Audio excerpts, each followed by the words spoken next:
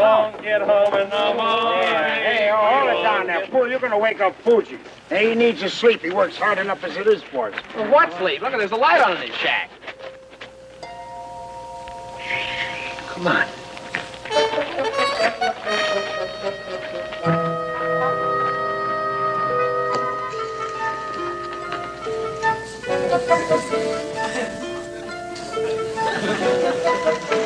I bet 3,000 yen.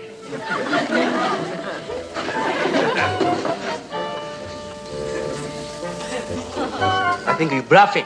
I see you 3,000 yen and raise you 5,000 yen.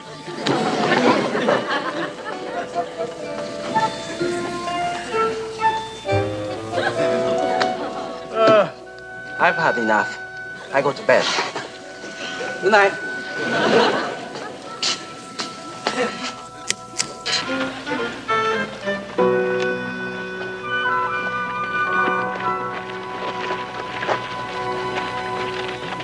God. Yeah. While we're out having a blast, why, he's left over here all alone as usual. I wouldn't blame the guy for going stir crazy. Well, Skip, I hate to interject, but prisoners of war can't go to parties. That's right. He can't go to a party. But, is there anything wrong in us bringing him one? That's a great idea, Skip. Why don't we give him an authentic Japanese tea party with all the trimmings? Authentic costumes, food, the works. Hey, that's wild, huh? fun. Before that greedy little mind of yours starts working, this is going to be at cost, right? Oh, of course, Skip. Food's just one of us. Family rates. It's supposed to be a surprise. You don't want Fuji to hear, do you? Yeah, you guys heard the skipper? Hush. Move on.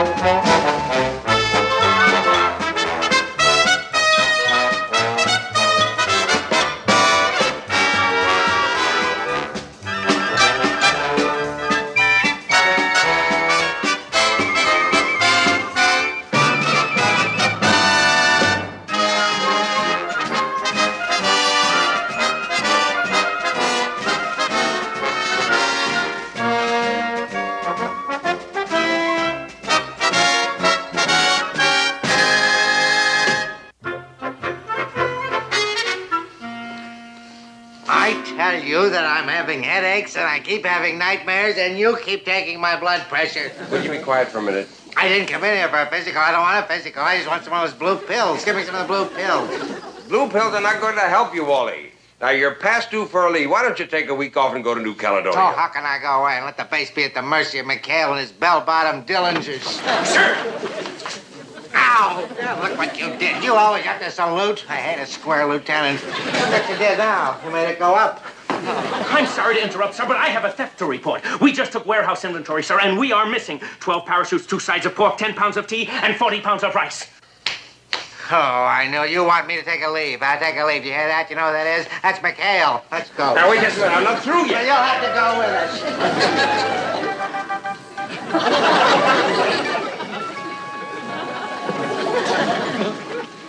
Voila! One authentic Japanese kimono made with American know-how. I think we got too much parachute, Skip. Yeah, maybe you ought to take up a little bit on the ripcord, huh? Hey, Group, can you do something about these sleeves? I hear they're wearing them shorter this year. Complaints. How can an artiste work under all these pressures? Really, snip it off, will you? Come on, not with me in it. And I wanted hemstitch. Hey, Chuck, how you doing? Oh, Ohio. Ikagadeska, Skipper-san. Oh, I'm fine, thank you. Hey, that's terrific, Chuck. Oh, boy, is Fuji going to be surprised when we spring all this on him. Hey, Mr. Parker, where'd you learn how to speak Japanese? Yeah. In my sleep. And you Sleep? what? Yeah, I just got these Japanese sleep teach records from the States. Boy, if we don't win the war pretty soon, I'm going into espionage. On whose side? Oh, that's pretty funny, Sailor. That's insubordination. All right, okay, hold it, you samurais. Now, listen, how does this work, boy? Well, it's pretty simple. You just take one of these records and put it on the phonograph, and then when you go to sleep at night, you just flip this switch, and when your old head hits the pillow... Good morning. Ohayo. How are you today? Ikaga desu ka? Would you call me a taxi cab? Taxi o yonde kuremasen ka? Hey, I like that one. Sure come in handy at Ebbets Field. Takshuyan the Karima-Senka. Ah, get lost, you bum. All right, Eddie. Guys, I gotta study. Besides, I'm working on my speech to welcome Fuji to our little tea party. I'll just bow and say, Im Pitsubeko, ni, awi tawa, o note imashu. What does that mean? It means I have a little bluebird in my pencil box. We better be keeping an eye out for food. Hey, I tell you what. You guys keep doing what you're doing. I'm going to take up some, I'll take some rifles up for him to clean. That ought to keep him busy for the rest of the afternoon. Sneak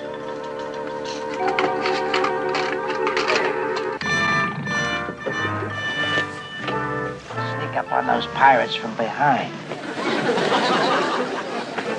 Hi, Forge. Hi, Skipper-san.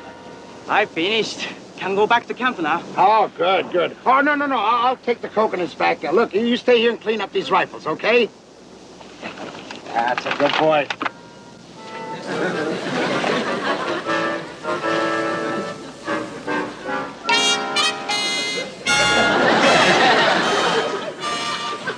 Did you see that? Hi, Bridget, what are you doing back here? Oh, I'm sorry, Trevor. Sounds like we got visitors. Head for that cave in the hills. Go on. Hale is out there. He is swapping the enemy rifles for coconuts. See, better than I hoped for. Take a look at it. Huh? You got him this time, Carpenter. You're my witness. Your witness, sir? Yes, witness at the court-martial. Court-martial? Swapping a Japanese sailor rifles for coconuts. That's treason.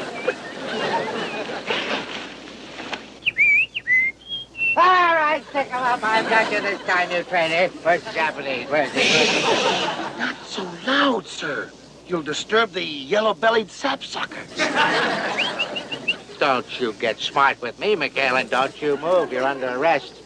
Arrest, sir? For bird watching? You're not going to wiggle out of this one, McHale. I saw you trading our rifles to a nip sailor for coconuts. And Carpenter here's my witness, right? Well, sir, I got caught on that bush with my gun belt, and I didn't read... When I ask a direct question, I want a direct answer. Yes, sir. All right, then. See? You did see him trading the coconuts for the rifles. No, sir. How dare you contradict your commanding officer? Sir, no.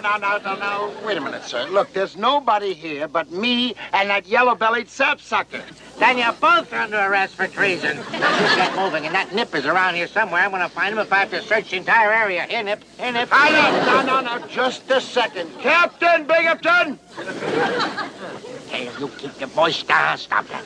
Well, anything you say. Captain Binghamton! Cut that out. That's an order. Yes, sir! Is it raining today? That was the skipper's voice. Yeah, he's running to Binghamton. Quick, let's get rid of this stuff. No, it isn't. いいえ、降っていません。 Mr. Parker! Mr. Parker! Condition red. Binghamton's coming. Tashi! Who needs a taxi this time? Let's get out of here. Be quiet, Carpenter. We're getting near that nest of traitors. Just... Stay out. Oh, tippy toe, I'll let you have it. All right, now, men, this is a machine gun. Now, it's capable of firing 1,940 rounds per minute. Now, that's a lot of... That is a lot of rounds. All right, you bunch of Mikado lovers on your feet. I got you covered. All right, you Mikado lovers, on your feet. You heard him. Now, don't move. I got you covered. Right. Oh, Virgil's not covered. Virgil, you better get covered, boy. No tricks. Now, fellas, the captain here thinks that he saw a Japanese sailor on our island. A Japanese sailor, sir, on this island? Yes, a Japanese sailor, sir, on this island. Ha! And I got your front man here trading him rifles for coconuts. Oh, well, I'm afraid you're mistaken, sir. You see, according to Navy regulations, Article 1, Paragraph 21, well, that's strictly against the rules. Of course, now, they don't say anything about coconuts. I'm not going to wait for any firing squad. I'm going to let him have it right here. No, Captain. No sense questioning. These men are all in this thing together. Carpenter, I want a squad of Marines over here. But, sir... Only double. Yes, sir. You men, you just freeze. Not one of you move. You move. That's how you move. You move. Won't do it again.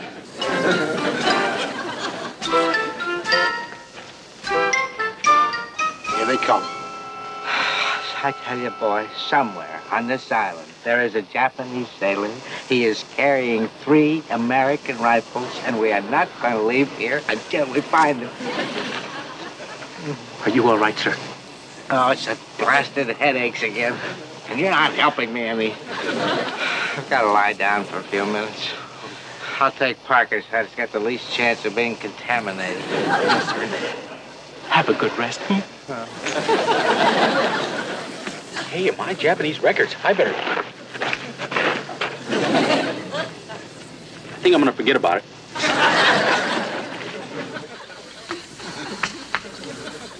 Have a good rest, he says. Here I am, surrounded by spies, traitors, Japanese. You could rest at a time like this. Good morning. Ohayo. How are you today? Ikanga desu ka? Would you call me a taxi cab?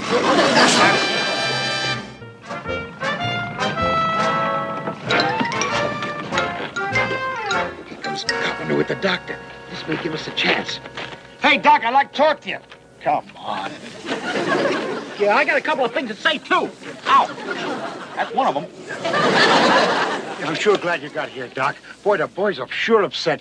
Did Copy tell you? The captain is acting strange. Yeah, Carpenter told me something about this charge of treason. Uh-huh. Yeah, Binghamton slipped his lid. He's going island happy. Yeah, Doc, you better call the paddy wagon. All around out here, pal. Anyway, Oh, Whitmore. What are you doing here anyway? Why? Well, the Carpenter told me about this treason charge, Wally, and well, exactly what happened between you and McHale. Well, that's an open and shut case. I just caught Benedict Arnold here trading our rifles for coconuts with a Japanese sailor. Oh, now, come on, Captain. You can't... Ohio! And don't you forget that. Said he was out there watching a yellow-bellied sapsucker. Well, of course, that's ridiculous. So I just looked him right in the eye and I said to him, Tashuki ayanda karamasenka! Anyway, there's no doubt that he... Whitmore, are you listening to me? Why are you all staring at me? Well, nothing, Captain. I'm just wondering, since when do you speak Japanese? Japanese? But are you crazy? I don't speak any Japanese. But you just did so. We just heard you. Oh, this is the most utterly ridiculous. Carpenter, did you hear me speak any Japanese? I'm afraid so, sir. There, you see, Carpenter. When I want your opinion, I'll ask for it. This is absolutely ridiculous. I am going to call Complete Intelligence and have them send a search team over here. And when I tell them, Epitsuamako and Mariamatsu, oh, they'll be right over. Oh, no, Doctor, can't you, but... No, he can't. I'm still in charge here. And as far as I'm concerned, McHale, you're just a taxi. No, you speak Japanese. That's the most ridiculous. What kind of a doctor are you? Well, Skip, what do we do? Yeah, if those intelligence boys show up, Fuji's a goner. Yeah, and us with him. Yeah, I know. We've only got one chance. Now, you know, Carpy and the Doc both think that old Leadbottom's got a case of the jungle jollies. Now, if we can only convince Binghamton, maybe he'll call off those intelligence boys. How do we do that, Skip? Oh, questions, always questions. We gotta shake them up good, that's what. Sort of like gaslight him. Yeah, and I got a few ideas on that subject. Come on with me, you bunch of spooks. Come on.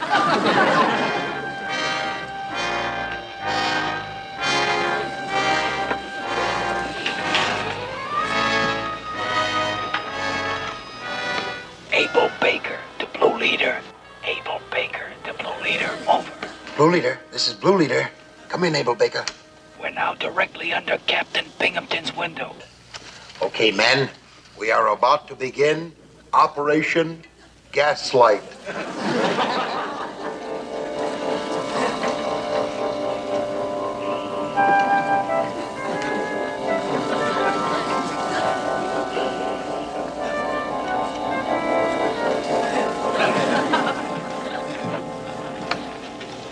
Abel Baker to Blue Leader. Phase 1 just completed. Ready for Phase 2 anytime you are. All right, boys. This is it. Ready on a firing line? Ready, Skip. Fire one.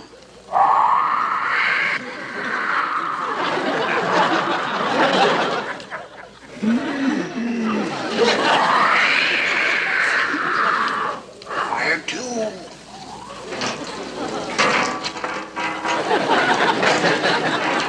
Fire three.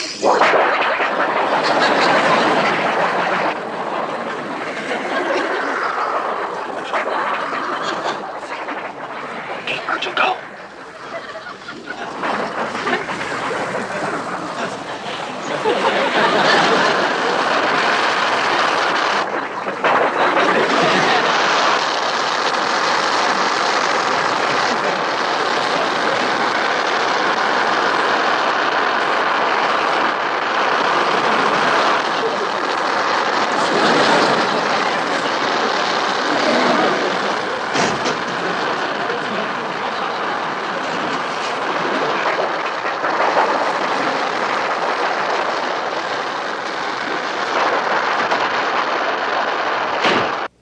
Batten down the hatch and secure all gear. It's monsoon. Sir? What snap to it, you idiot? The monsoon, the whole island's gonna be washed away with it.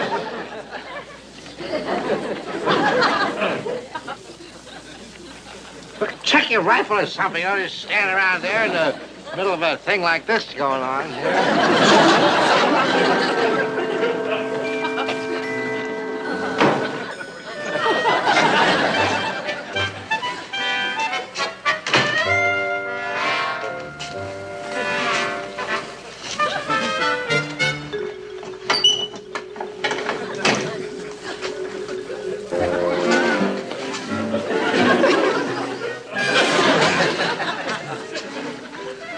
Been a nightmare. What a dream. I'm in a cold sweat. Bed is in a cold sweat.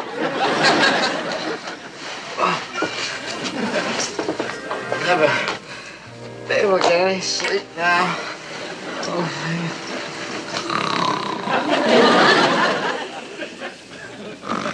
Phase 2 complete. Ready for phase 3. Okay, Chuck, let's hit it. Hero, neteide ruso. Kirawa, takidesu. Koroshita shimai. Koroshita shimai. Shimai. Shimashu. Baiku hai. Shin shimai. Baiku hai. Baiku hai. Shin shimai. Baiku hai. Shin shimai. Shimai. Japanese! We're being attacked! Japanese out there! Japanese!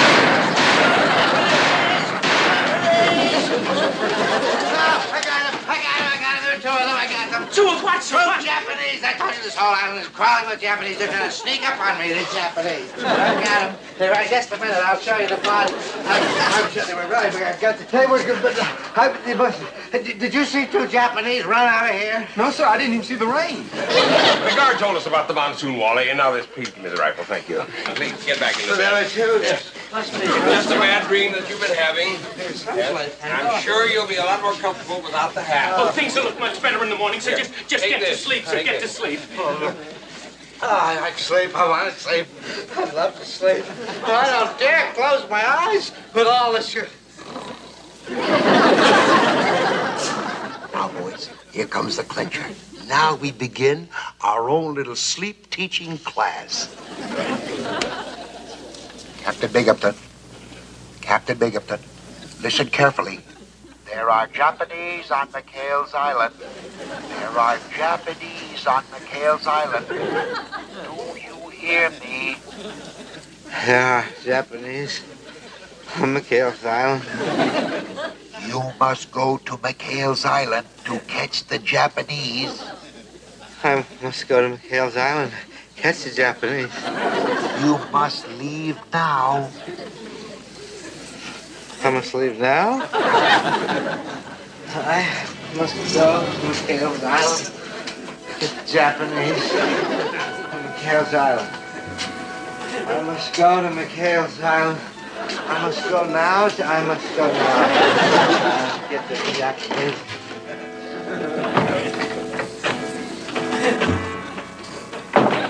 Sir, I must go to McHale's Island. But, sir, I must go now. But it's 5 a.m., sir. I must go to McHale's Island. I must go now.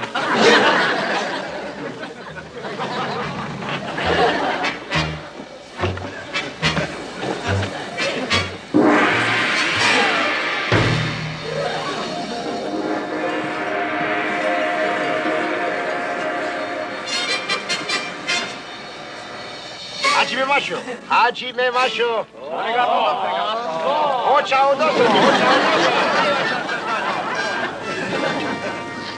So we have unexpected guests. What's going on here?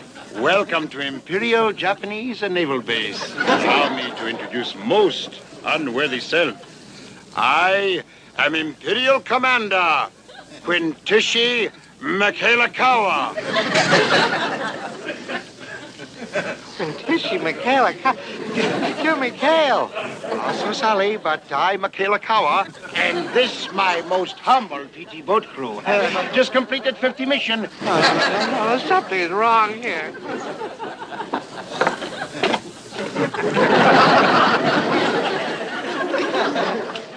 Ohio, ikaga desu ka, Commander-san? Allow me to introduce most honorable executive officer, Chakashito Hakamura. Greetings, Yankee dog. Yankee, this is Parker. I never heard of Honorable him. No, Hakamura. Yeah. So sorry I late for tea party. I trying to get Bluebird out of pencil box. That tough teriyaki. Bring Kimona for honorable guest. No, let go of those. Oh, must remove shoe for tea ceremony. What? Refuse tea ceremony? Insult to descendants of samurai! Yankee swine, you die! Don't get carried away, Mr. Parker. It's the only head I've got. Oh, God, but there's more. Thank goodness you're here. How many Marines have you got with you? Well, just this one guard, sir. Just one that'll have to do. Come on, follow me. But where, sir, where? There, McHale. McHale is really Japanese. The whole island is filled with Japanese. We'll spread out. We'll surround them. They're right in the middle of a tea break. Oh, sir. You got to follow him, sir. That rifle's loaded. Oh, come on. 1, 2, 1. All right, you bunch of nips. Get him up. Well, good morning, Captain. The boys have them up as far as they can go, sir. Well, how about this? What's going on here? Where's McHale's and the Japanese PT boat crew? They're all here. They're wearing kimonos and drinking tea, but... Japanese, kimonos, tea, but Captain, it's 5 o'clock in the morning. We just had reveille, sir, and now it's time for calisthenics. No. They were Japanese. Yeah, they were... Parker, you saw. Please, boy, tell me you saw the Japanese. Well, sir, there's nobody here but us Yankees, but if you want a cup of tea, I'll get you one, sir. No, tea. I don't speak Japanese. Why would I say that? Oh, my head. Oh, the planes are coming back. Doctor, I need leave. I need to go to New Caledonia badly, Doctor. I need lots of leave and a little love. Please, Doctor, please. Please, Doctor,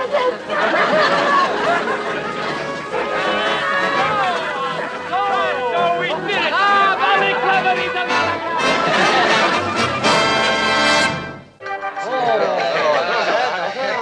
And now, a toast to our guest of honor. To the Honorable Takeo Fujiwara, known to us all affectionately as our dear friend and prisoner, Fuji.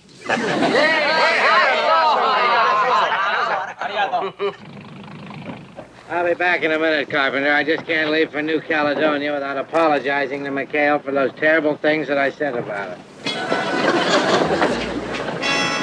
Fuji, Impeku Pitsune, Awitorio. Oh, McHale, I just wanted to... yeah.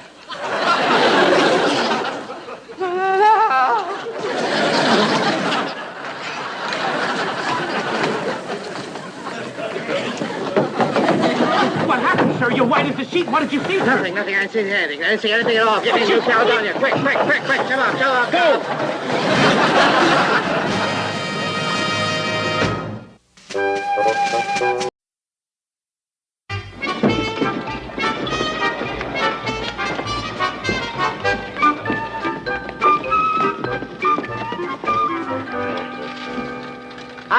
you men.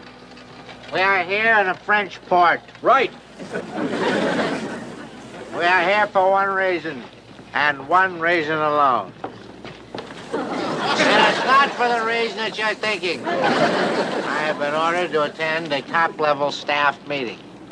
Because I know the Navy, and I know how the Navy operates. I also know how you pirates operate, so you can find your boat. Confined to the boat? Well, you can't do that, Captain. My men deserve a liberty. Oh, knock it off, McHale. The only reason I came on this garbage scow is because it was the only boat available. Now, I repeat, they are confined to the boat. I will be back in 6 hours, exactly 1400. In the meantime, you can occupy yourselves scrubbing that tub. And that's an order. Yes, sir. What a dirty deed. No good thing. You can't do this to us. After 14 months of fighting with the Japanese, you think they give us a couple hours off to wrestle with the French? Doggone it, I already had my new target for the night lined up, my pen pal Fifi. What a bum break. Some Navy. Hey, Skip, where do you go to resign? All right, belay it, will you? Yeah, the skipper's right. You can't disobey a direct order. That's correct. When an officer of the Navy gives you an order, you don't question it, you obey it. Now, Binghamton gave me an order, and now I'm going to give you swabs one. Commencing right now. You got 3 hours liberty. Now get out of here and stay out of trouble. Skip, you can't do that. You did it.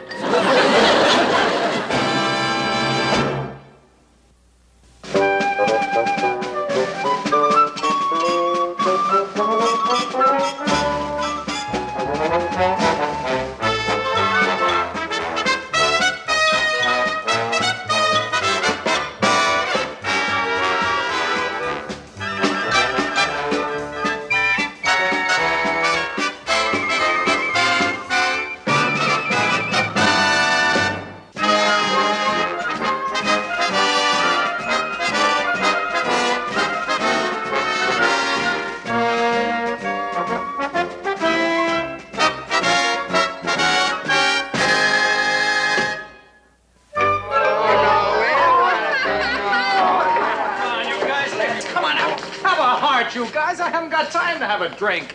My pen pal Fifi is waiting. So let her wait. You gotta have a drink with your buddies. Ah, let him go. Any trader that'd rather be with girls can leave. Well, hello there. Viva la France. Voulez-vous American cigarette?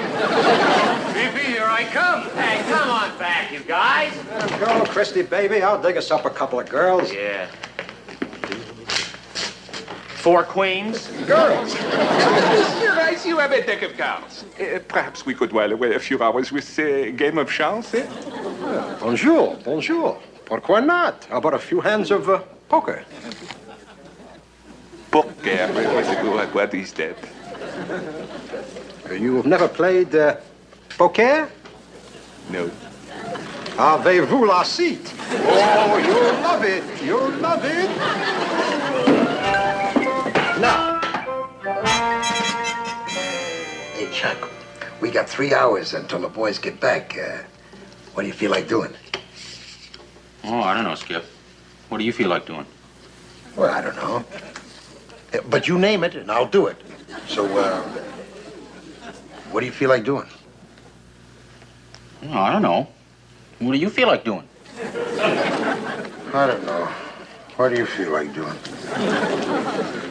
I don't know. Well, one of us has got to think of something. Yeah. Hey, I got an idea. Why don't we give each other haircuts? Oh, no, I've had enough of this. Look, I'm going to go ashore. I'm worried about the boys, and, well, a little chicken won't hurt. I'll see you. Okay, Skip, you go ahead. I'll stay here. Well, I've got 3 queens. Is it good? Yeah. Not good enough. Full house. A full maison. Does that beat 2 paires? I'm afraid so, mon ami. 2 paires of aces? 2 pair of aces? Don't tell me. I have 1. This must be how you say beginner's luck, huh? Sacre bleu. Frenchie, you old buzzard, you're still dealing from the bottom of the deck, huh? McHale! kissing, will you? Hey, Skip, you know this loving crook? Yeah, Big French and I are old friends. Say best. I give the shirt off my back to my friend Sure, because it's usually my shirt. Will you? This is character and I shipped out together before the war. But I gotta admit, though, we really shook up the 7 seas. Well, the way he deals, they're lucky there's still 7. These are you boys? Yeah, they're part of my PT boat crew. PT? Oh, I am so sorry, gentlemen. All bets are off. I did not know you were friends of McHale. I only take money from strangers. McHale, come and see me. All right. May I ask all the questions that race around my brain? Mon ami, this PT boat, you have it here with you on the island? Yeah, it's tied up to... Yeah. And get that look out of your eyes. The last time you looked at me like that, my watch ended up hanging in a hock shop in Singapore. Is there any way to talk about a man who saved your life when you fell overboard in the Zamboanga? I didn't fall. I was pushed. The important thing is that you were saved. Now you can repay that favor. And all I want for you to do is lend me your PT boat. Lend me? Come on, will you, Frenchie? There is a shipment of copra worth $2,000 just waiting to be picked up on the island of Sucara. What about your boat? Unfortunately, the police have it. A minor infringement of shipping regulations. Sure, like a rum-running, smuggling, piracy on the high seas. Oh, McHale, you always make with the joke, huh? But forget about my boat. What about yours? Yeah, well, you can forget about my boat, too. Say, haven't you heard? There's a war on, remember? Boom, boom. Yes, I remember. I read something about it. All right, forget about the boats. Let's have a drink together for all time's sake, huh? Now you're talking, pal. It looks as though I lose the argument, huh? But as you Americans say, it is not if you win or lose, but how you play the game.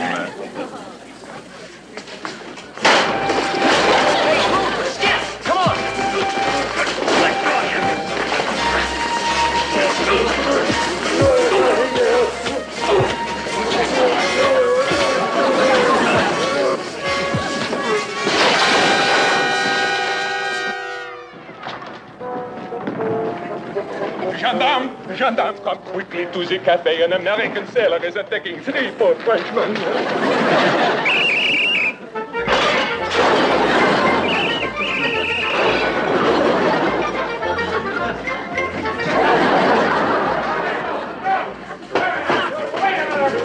This is all a mistake. We've been trained.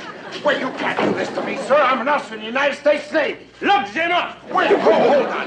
Now, you can't lock me up, sir. I'm leaving port here in a couple of hours. I gotta dig up the rest of my crew. Pour être ça qui n'est plus, monsieur. Voilà!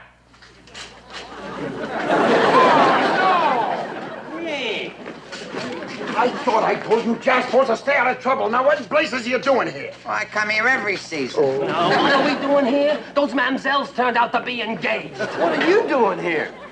Oh, never mind. Now, look, Chief, you can't keep us here. Look up. Wait a minute. Wait just a minute. I know my rights. And I know that we're entitled to make one phone call before you lock us up. You're absolutely right. My apology to you. What is the name of your commanding officer? How about, forget it. That's all we need. Old lead bottom finding out we're in the clink.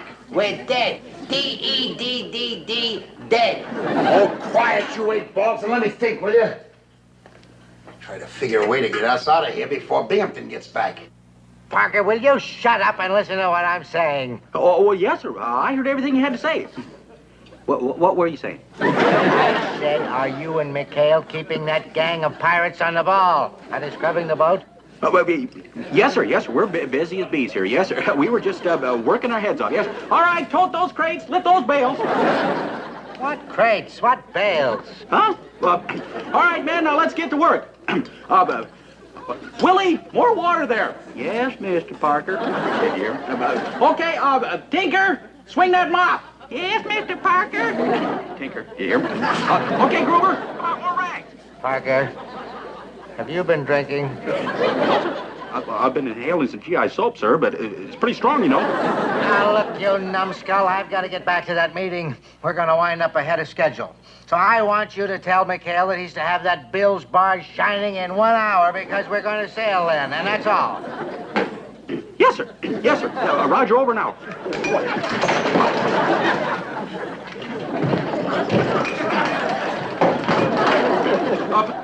Sorry, sir. Sorry.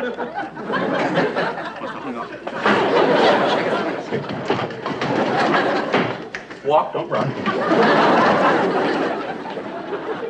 Now, let's see. If I were Commander McHale, and I were in a French port, where would I go?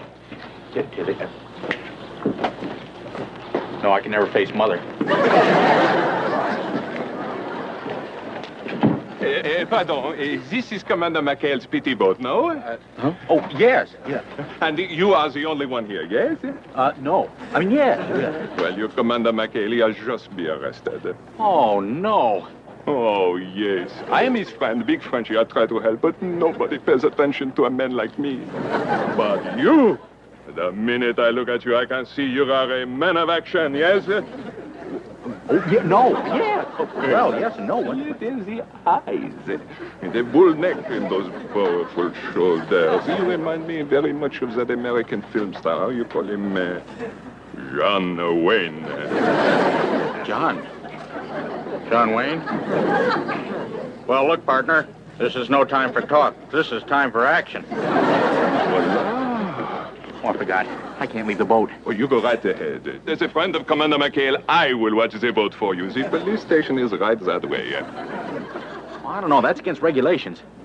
Did you ever see John Wayne worry about regulations when a friend was in trouble? Watch the boat.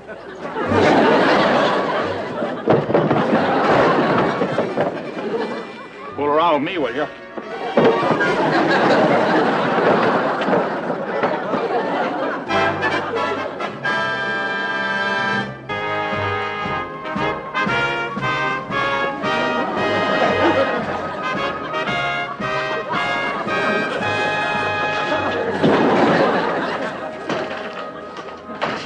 I demand the release of Commander McHale of the United States Navy. And who are you? I'm Ensign Wayne. John Parker. Chuck Parker. My name is Chuck. Hey, Chuck. Oh, hi, Skip. Don't worry, I'll have you out of here in no time. Now, look, Moan Chief, I'm sure that we can straighten this whole thing out. I mean, after all, we're great friends of Marie Chevalier. So now, look, if you'll just let Commander McHale go. Let him go! Commander McHale is being held for disorderly conduct, disturbing the peace, destroying private property, and hitting a Frenchman. He hit a Frenchman? You hit a Frenchman? Well, now, look. After all, if he did all those things, I'm sure he's sorry. Now, look, I'm sure we can make it up to you boys somehow. Look. Are you trying to bribe an officer of the law? Bribe? Oh, no, I was just going to look at the time. You see, we have to be out of port in less than an hour, so. Arrest this man! Throw him in with the others! You can't arrest John Wayne. See my... I can arrest so I want. I'm the boss of this Bastille! Hey, Skip, we got to get out of here. Captain Binghamton called. Binghamton? Yeah, he's leaving ahead of schedule. As a matter of fact, in exactly 49 minutes. All right, don't panic. Yeah, well, what's he going to say when he comes back and finds that we're not there? Oh, boy, it's a good thing I got Big Frenchie watching the boat. Yeah. Now, listen, you... Big who watching what? Oh, your friend, Big Frenchie. He volunteered to watch the boat while I was out helping you. Oh, no. Now you can panic. We gotta get a hold of Virgil. Maybe he can raise the dough. Hey, and you guys know Pee-Pee's number? Save your nickel, Skip. They're putting Virgil through now, person to person. Virgil! What happened to you? I was picked up for speeding, Skip. Speeding? Where'd you get the car? I didn't have a car. I was running from her. Let me in there. Oh, you make big promises in the letter, Virgil, but the promises are all lies. Lies? Talk about lying. What about that phony picture you sent me, Fifi? Huh? That's Fifi? Papa, he doesn't want to marry me. Papa? He's her papa? Don't cry, Mr. T, don't cry. Jeune homme, throw him in with the others.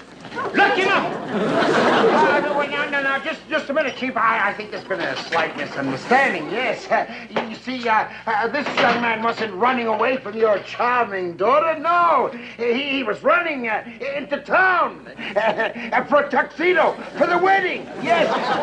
He's very much in love with your Fifi, yes. Yes, and if you let us out, we would like to arrange a military wedding, complete with 21-gun salute. Is that right, little boy?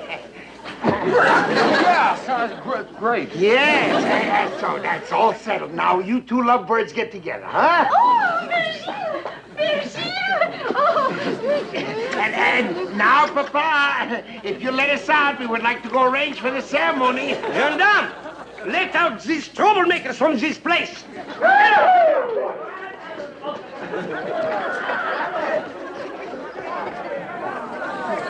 Bon appetit.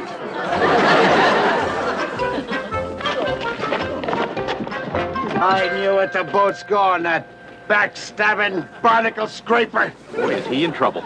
Is he in trouble? Well, sure, Skip. According to paragraph 11, section 15 in Navy Manual, why a civilian can't operate a Navy vessel, especially during time of war. Oh, ease off, will you, Chuck? If that boat isn't back here by the time Binghamton arrives, we'll all be civilians in Alcatraz. Well, I wonder what John Wayne would do at a time like this. He usually jumps on a horse. Oh, now, will you guys be quiet? For heaven's sakes, I'm trying to think.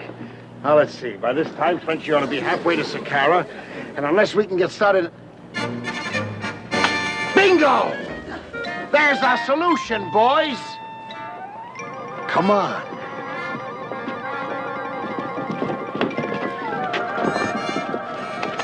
Frenchy swiped our boat, so we'll just swipe his. Hey, yeah. We'll paint a 73 on it, and Binghamton will never know the difference. Won't work. We gotta take off after Frenchy and the 73. And that's how we're going. But first of all, fellas, we gotta take care of those gendarmes. Commander McHale of the United States Navy. I have just received word of Japanese action at Saqqara. I'm commandeering this boat. Government orders. Monsieur Commander, we have our orders too. Step aside, Buster. This is the United States Navy. And United States Navy. Just make contact with McCarthy in the Pacific, sir. Rendezvous is at 1300. Right. Always, Mac. Oh, fine. Just got a new hat. Board the boat. Monsieur Irish. Sir, Admiral Nimitz sends his regrets. He cannot join us on this mission. He says keep your powder dry. Colchester. Just a minute here. Commander. McHale of the United States Navy.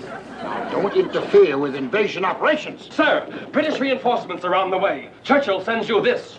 Stonewall Jackson sends his best. Stonewall Jackson. Board the boat. Start the engine. Sealed orders not to be opened until after we leave. Goodbye.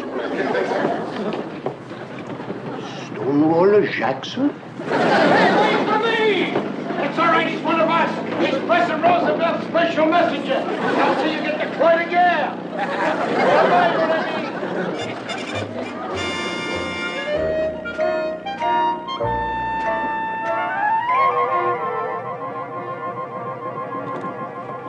Okay, Tink, cut your engines. Hey, Skip, why are we sneaking up like this anyway? I mean, after all, we're the good guys. Why don't we just fire a shot across their bow? With what? Slingshots? No guns on this old tub. We'll have to go out and get those French hijackers with our bare hands. Oh, really? Well, you don't have to worry then, Skip. Good thing I kept up my judo. Ha! Ha! All right. Save us for later, will you, Slugger?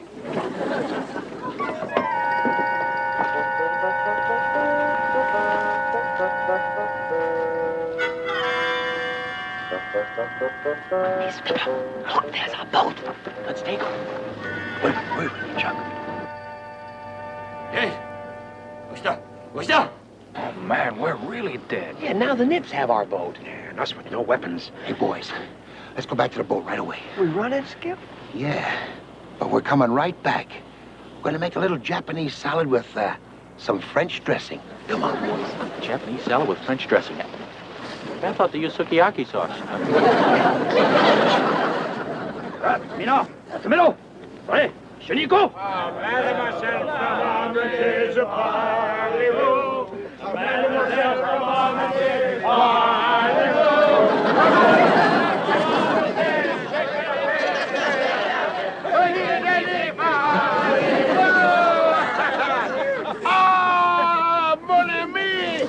Comment allez-vous? Maître de crêpes Suzette! Vive la Hirgito! Who are you? What is going on here? I do not understand all this French talk. You see, we are French. We are neutral. We love everybody. Hey, you must have had the unhappy childhood. I demand to know what you are doing here. Who are you? Well, we are happy French sailors. We love everybody. But these pigs we hate. Yeah, collaborate with the Americans for free PT boat ride, huh? Sacre bleu! Monsieur McHale to you, swine! Explain to McHale, hey. What? What he says he is a filthy turncoat, yeah. May we? Curse on the mother's goat. Hate the filthy turncoat, yes. You we like, them we hate. You like, them hate. Is that the right, mon compatriots? Oui. Like, hey. Like, hey.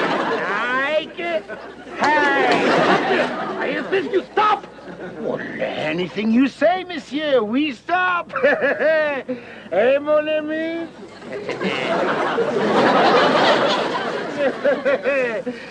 Then we like you, we hate.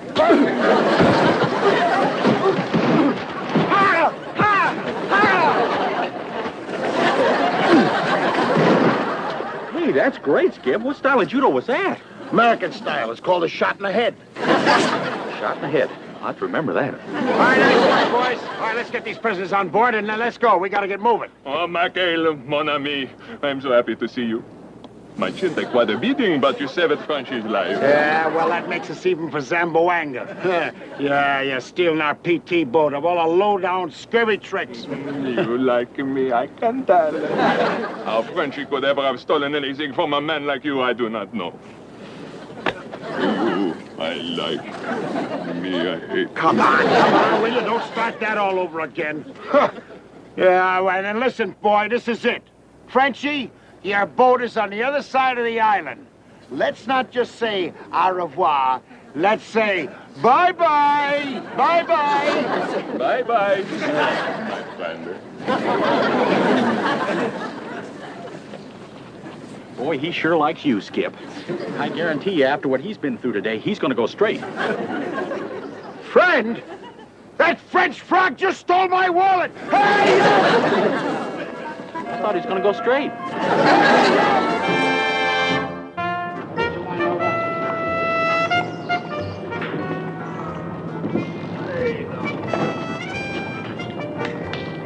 Hi, Captain.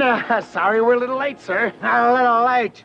McHale, when I'm through with you, you'll be so finished you won't even be able to sail a boat across a bathtub. I've got a list of charges against you that's going to make Benedict Arnold look like the American of the Year. Oh? You ready for this? Yes, sir. 1, direct disobedience of orders. 2, absence without leave.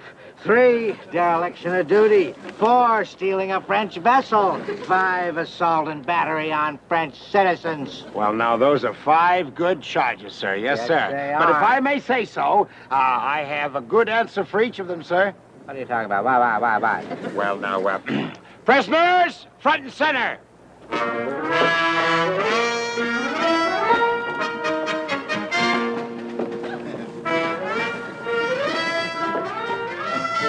There you are, sir. 5 of them. Count them.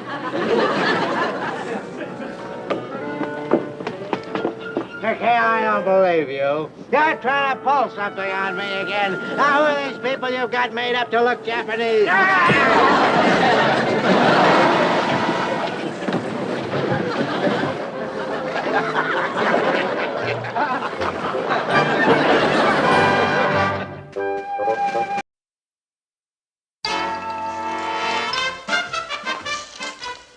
Hey, why don't you come with us, Hap? There are enough nurses that go around. Nah, that romantic jazz ain't for me. I'm not the type. What do you mean you're not the type? You're a sailor, aren't you? Oh, come on, Grube. Those nurses don't even look at me when they're giving me a shot. Well, thanks, Hap. That's because they're on duty. But when you're alone with them under the stars and they see that love light gleaming in your eyes, kid. Verge, the only light I ever put in a girl's eye is the glare from this. Have a ball tonight, you guys. I'm gonna wash up and hit the sack. Boy, you know, I feel kind of sorry for old Hap. A guy can't be a loner and like it. Well, that's life, huh? Sorry, Rita, baby. I'm cheating on you tonight. Got myself a live one. Mr. Bell, you are going to be running the gig for me, are you not? Or do I have to paddle over? Sorry, Skipper, I was just making myself irresistible. Irresistible? Hey, Skip, can we hit your ride? Hold it, you bunch of corn-fed Casanovas. What is this, another raid on the nurses' quarters? Well, now, wait a minute. You guys know it's against regulations for enlisted men to fraternize with nurses. Mr. Parker! Well, we'll check that. You don't exactly fraternize with a female. Well, now, you know Binghamton's new rule. The next enlisted man he catches with a nurse goes right in the brig. Mr. Parker's absolutely right. You would be breaking regulations and defying Captain Binghamton's authority. So what are we waiting for? Let's go!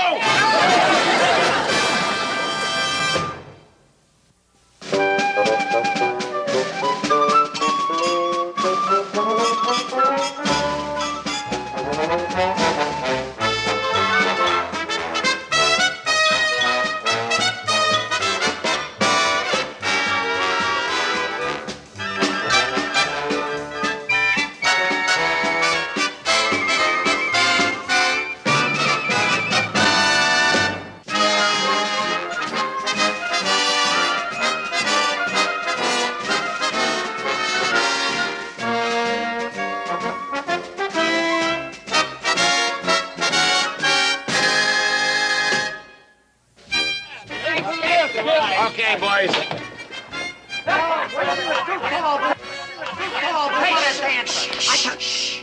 Look at that character, would you? Sleeping like a baby. Poor guy, he doesn't know what he missed. Yeah, hey, what about that new redhead in Ward 3? Wow, now I know what they mean by socialized medicine. Okay, you guys. Hey, which one of you guys put the grab on my calendar? What calendar? You know what You know what calendar? The one that had Betty Grable on it. Well, don't look at me, Skip. I wouldn't say that. With that. Who needs a Betty Grable calendar? My delicatessen back home is pushing Rita Hay with this one. She's gone. Hey, someone swiped all my pinups. Hey, where's my Alice Faye? They're all missing, Skip. Skip, pass on. I'm reporting violation of Geneva Conventions. What is it, Fuji? Somebody swiped my Shari Yamaguchi. Skip, Happy was the only one here. Come on, what are you talking about? We're happy to be the last one in the world to... Hey, Skip, look. Here they are. Well, I'm a son of a wall-eyed sea serpent. Shh. He's getting up. And his eyes are still closed.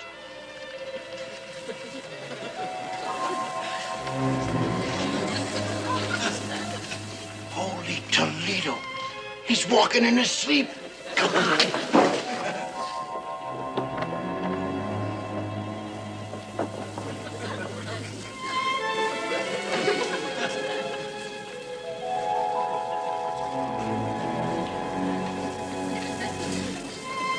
Hey, Skip, he's going into Mr. Parker's hut.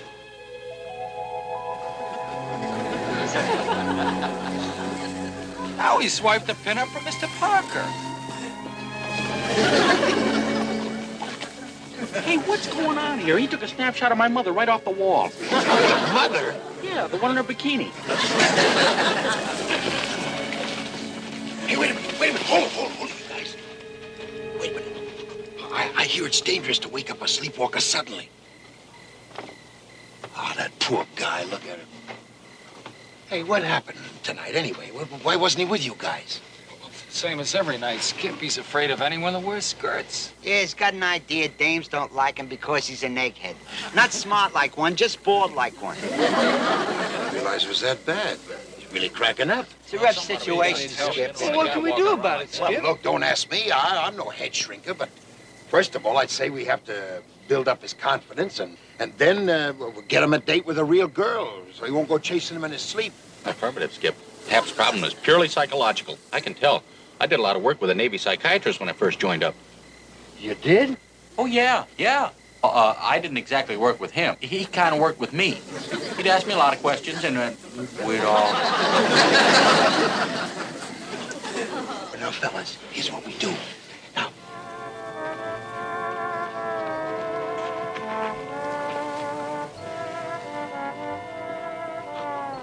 Hey, guys, look, there's a picture of Happy in here. In a movie magazine? Oh, you gotta be kidding. Okay, wise guy, see for yourself. Well, I'll be. Wait a minute. That's not Happy. That's Cary Grant. Sure looks like Hap. Oh, cut it out, you guys. With my dome, you're putting me on. On the level, Hap. You look enough like him to be his brother. Oh, come on, Groove. You don't believe, eh? Okay, we'll try it on a disinterested bystander. Mr. Parker. Hi, you guys. I was just passing by. We want your unbiased opinion. Take a look at Happy and tell us what movie star does he remind you of? Hey, Cary Grant. Oh, come on now, Mr. Parker. Looks like you guys are working around for sick leave. Where you going, Hap? I'm going someplace where I can take a snooze in peace. I don't know what makes me so tired today. He ought to be tired. He was walking all night. Skip. Hey. Well, I don't know if we bought it, Skip. We sure gave it the hard sell. Well, it was all right for openers. After all, Hap is only human, and you planted the seed, and that's what counts. It'll sprout, boys. Better for him if a little hair would sprout. Oh, lead bottom. Ah! Good morning, Captain. All right, McHale, muster your crew. I want to talk to them. Get them in here on the double. Yes, sir. All right, all you guys, come here on a double now. Let's go. All right, front and center. There you are, Captain. Sergeant, the evidence. Ah? McHale, one of your amorous beach boys lost this last night in a raid on the nurses' quarters. It's court-martial offense. Well, Captain, what makes you think it was one of my boys? Oh, you're a funny man, McHale. One of their crew, even loosely attached to the Navy, wears Hawaiian shirts. Sergeant, you recognize the culprit? Sorry, sir.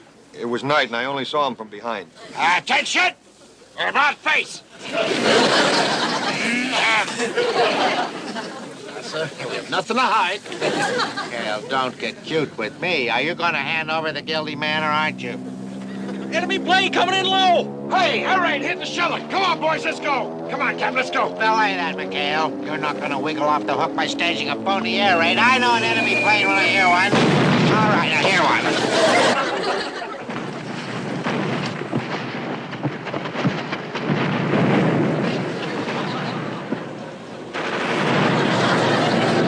Torpedoes! Oh, no! Happy's sleepwalking again. Sleepwalking? Well, he'll draw enemy fire to us.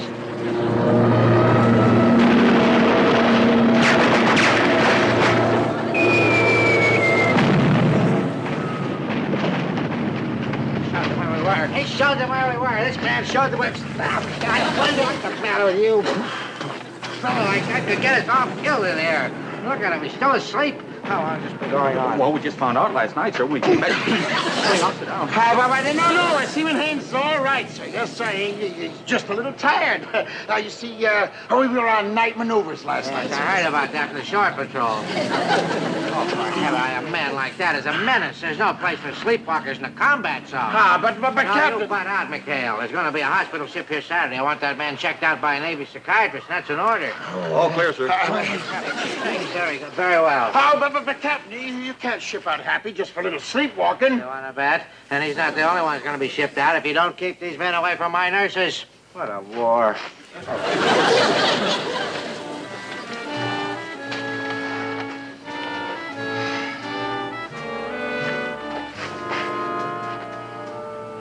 Poor Hap. We gotta break him of the sleepwalking habit by Saturday, or he's a goner. Only one way to do it, Skip. Get him a date with some cute-looking chick and make him feel wanted. Now, that won't be easy. Hap won't go near a gal, you know, feeling like he does about his bald noggin. Well, I don't know why I should. I don't have any trouble with the women, and I'm getting a little on the naked side, top side. Yeah, but there must be some way. All right, gangway. Oh, excuse me, sir. The captain forgot the evidence. Oh.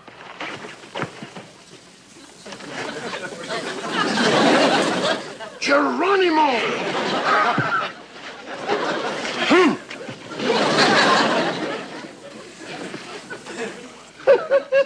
Well, boys, we've lined up Hap's hair. Now all we need is a gal. I think you're on firm psychological ground, Commander. Your man feels rejected by the opposite sex. This has brought on a trauma, which in turn triggered the sleepwalking. Now, we counter the trauma with a pleasant experience, and a cure is highly feasible. Gee, I love that kind of talk. Yeah, well, that's kind of the idea, Nancy. And that's where you come in, Ann.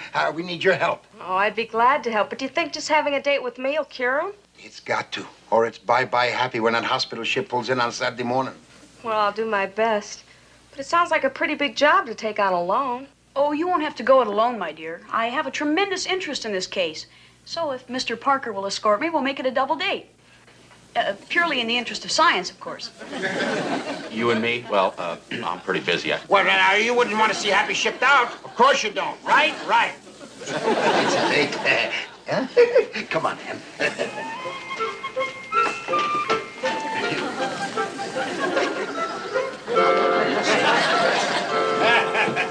Okay, Lieutenant. Oh, and thanks for the pills. Oh, you got a minute? I want you to meet one of my boys here. This is Lieutenant Ann Wright, Seaman Happy Haynes. Glad to meet you. Yeah. Oh, well, I have to be running along. Bye now. Bye-bye. Oh, Commander. Huh?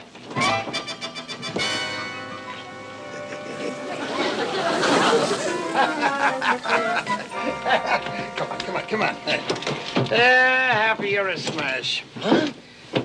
You know, I got another lover boy on my hands. You know what she says? She says you look a little like Cary Grant. Skipper, did she say that? Yeah. Hey, maybe the guys weren't ribbing me after all, huh? Hey, would you like a date with her? A date? Oh, I don't know, Skip. Wow. You got it. You can make it a double-header with Mr. Parker here. He's got a date with a cute chick, huh, Chuck? Oh, you mean the... Oh, yeah. She's real sharp, real sexy. Oh, no, Skip, it won't work. Now what's wrong? We forgot about this. From here up, I sure ain't no Cary Grant. Yeah, well, don't you worry about that, Hap. The boys are working on that right now.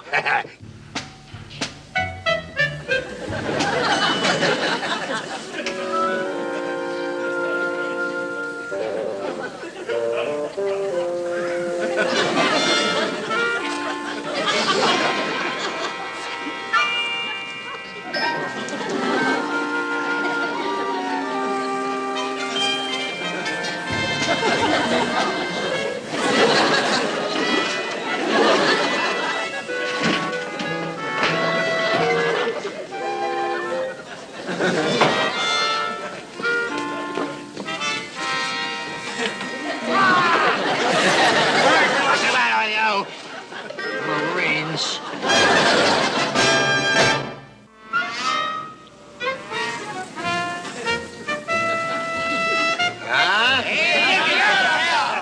There's a gift from the boys. That sure makes a difference. There they go, all my gals. Yes, sir. You're the new glamour boy of PT-73. Yeah, you look just like Sesshu Hayakawa. Who? That's Japanese Cary Grant. Oh, Judy. Yes, sir, Hap. Tonight's the night. That doll of a lieutenant is gonna flip her stripes. Look at that. Hey, guys, condition red. Binghamton's coming. And I going. What's a rock, Cary?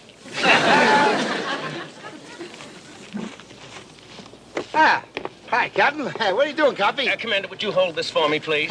The lieutenant is posting an official notice for the edification of your cutthroats. You know you're bold. You better bitch to fight. Official notice. Nurses' quarters are off limits to all enlisted personnel. Violators will be shot on sight by order of Captain Wallace P. Binghamton. This is an official notice to you saltwater Romeos that my Marine Guards are going to be using live ammunition. You're all heart, Captain. Attention! What's that? Another one of those pesky critters, sir. Oh. Stand back. They're dangerous. Get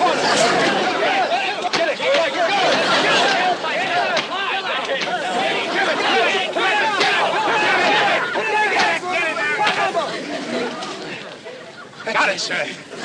You've got what? What is that? What is that? Jungle chipmunks, sir. They're the biggest ponies in this climate. I'll dispose of it. Well, Carpenter, let's get out of here. This isn't a naval base, it's a zoo. Oh, but sir, you forgot something. I know it. Quit buzzing in my ear. What's the matter with you? Now, if any of you raunchy Romeos have got any ideas about sneaking the nurses over here, well, you just forget it. Because from now on, the nurses are confined to their quarters, except on a written pass signed by me. Huh? That's a real grabber, huh? Skip, that's not fair. He can't do that to us. He's really got us boxed in. This, we can't get to the nurses, and they can't get to us. Well, tough luck, Hap, old boy. Looks like your dates are off.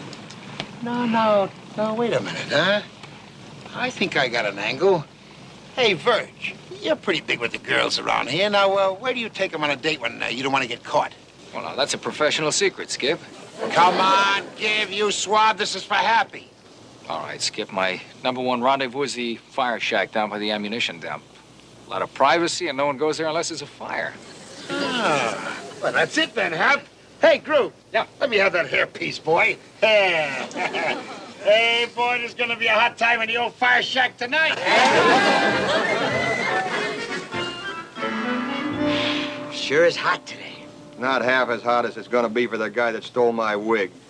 When I catch him, I'm gonna tear him apart. Okay, girls, it's all clear. Think just keeping them busy. Well, good luck, girls. And remember, you'll have to turn it on for Happy.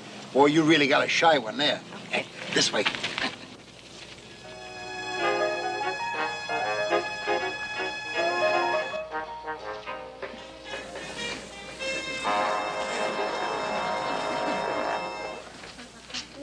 It's refreshment time. Now, you two sit right down here. Come on, Happy. And we'll go get some ice. Oh, well, don't you think we ought to?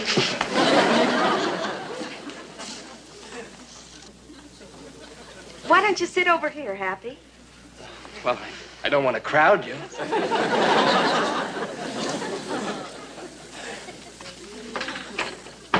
Anson, this is a crisis. Well, I know I tried to tell you there's no ice in here. No, I mean Seaman Haynes. Oh. At this rate, we'll never dissipate his trauma. You and I will just have to show them the way. Right. Nothing real obvious, of course, just a mad embrace or two. But... Yeah, well, wait a minute, Lieutenant. Why, you can't expect an ensign of the United States Navy to neck in front of enlisted personnel. Just pull yourself together, Anson. This is purely scientific. There's absolutely no emotion involved. Like this. Oh, now that's not bad. You see? Purely platonic. But perhaps it will stimulate Seaman Haynes enough to overcome his inhibitions. Right. Now, let's see if you've got it. Right, yeah.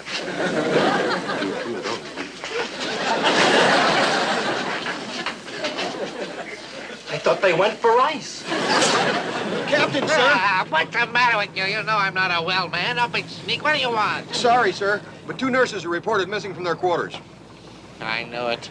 I knew McHale was up to something. Get my Jeep. We'll search the island. Well, don't just stand there. Move, move, move. Look, Lieutenant, you can't do this. You ought to read your manual. Besides, you said it was for science. Away with science. Overpower me. Show them the way. Hey, you don't have to. They're already there. Gee, I never thought it would be like this. It's even better than just dreaming about it. Oh, I think you're just wonderful, Happy.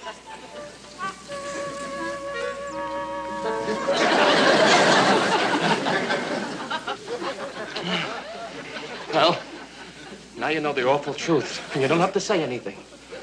I know I'm repulsive. Oh, stop it, Happy. You're sweet and gentle, and I like you. This doesn't make any difference. Do you mean it? Of course. Hey, Hap, did you hear that? She likes you just the way you are. Bold as an old doorknob. Well, case dismissed. Well, I don't need that wig after all, do I, Ann? Well, let me use it.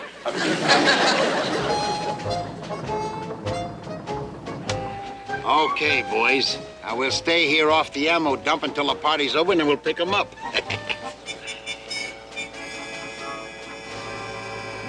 Holy jumping kamikazes! The captain! He's coming down the road to the shack. Oh, what a spot. No, we'll never get him out of there now, Skip. If the captain walks into that love nest, he'll blow his top in the ammunition dump with it. What'd you say? I said if the captain That's walks what I thought you said. Boys, it's our only chance. Willie, break out the smoke grenades. You boys man the 50s. You're not gonna blow up the ammo dump, are you? Well, of course not. But we gotta make it look that way. Come on, don't just stand there. Move, move. Hey, why don't we go outside and get a little air? It's getting kind of warm in here, isn't it? Come back here, you darling ensign, you. Hey! It's Captain Binghamton! Oh, no, quit that! Hey, grab that stuff and get in the storage room.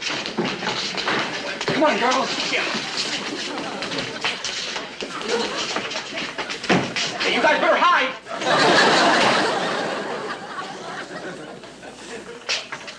Did you hear a noise in here, Carpenter? I'm not sure, sir, but... Watch out, sir! Watch out! It's one of those jungle chipmunks, sir! Watch out! Stand back, sir! Do it! But, sir, I got him, sir! Don't! But, sir, look out!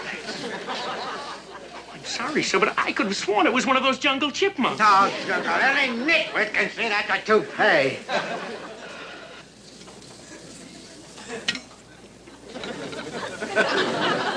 Now, will you forget about this stupid thing and let's find those nurses? Go look in the storage room. What happened there? The chipmunk's on fire. Fire! Fire! Fire in the ammunition dump! Fire! That's the skipper's voice. He'll get us out of this. Fire! Fire in the ammunition dump! Don't go out there, sir, to see a flame! Well, what are you doing here? That's a good thing I saw the smoke from the boat, sir. Here, get one of these arms, sir. Quick, hurry up there. Oh, there goes the small arms ammo. Oh, sir, it's hit the 50 caliber ammunition! Here, hit the deck, sir. Hit the deck. Hit the deck before the big stuff blows. Keep down there, sir. It's gonna blow any minute. Yes, stay right down there, sir. Stay down. Stay down. Well, yeah. People. Oh, wait, that's for volunteers, sir. Captain, stay down. Volunteers. Stay down, Captain. It's gonna blow. Stay right down there now, sir. Here you go. Oh, the big ammo just went off, sir. Yes, sir. Oh, Gruber. How's it going out there? All clear, sir. Get the blaze under control. Well done, Gruber. Well done, men.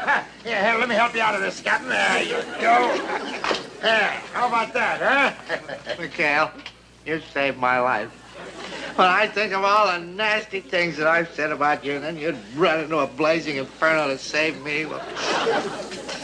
You don't have to cry, Captain. No, I don't care. Kind of get the fellow. Let's go outside and see what's damaged. There you go, Captain. No, that was just for your protection, sir. Yes, sir. In case of sparks outside or something. Yes, sir. Bless you, McHale. Hold on to my hand, sir. There we go. All right. There we go, sir. Oh, I tell you, McHale, where did you go?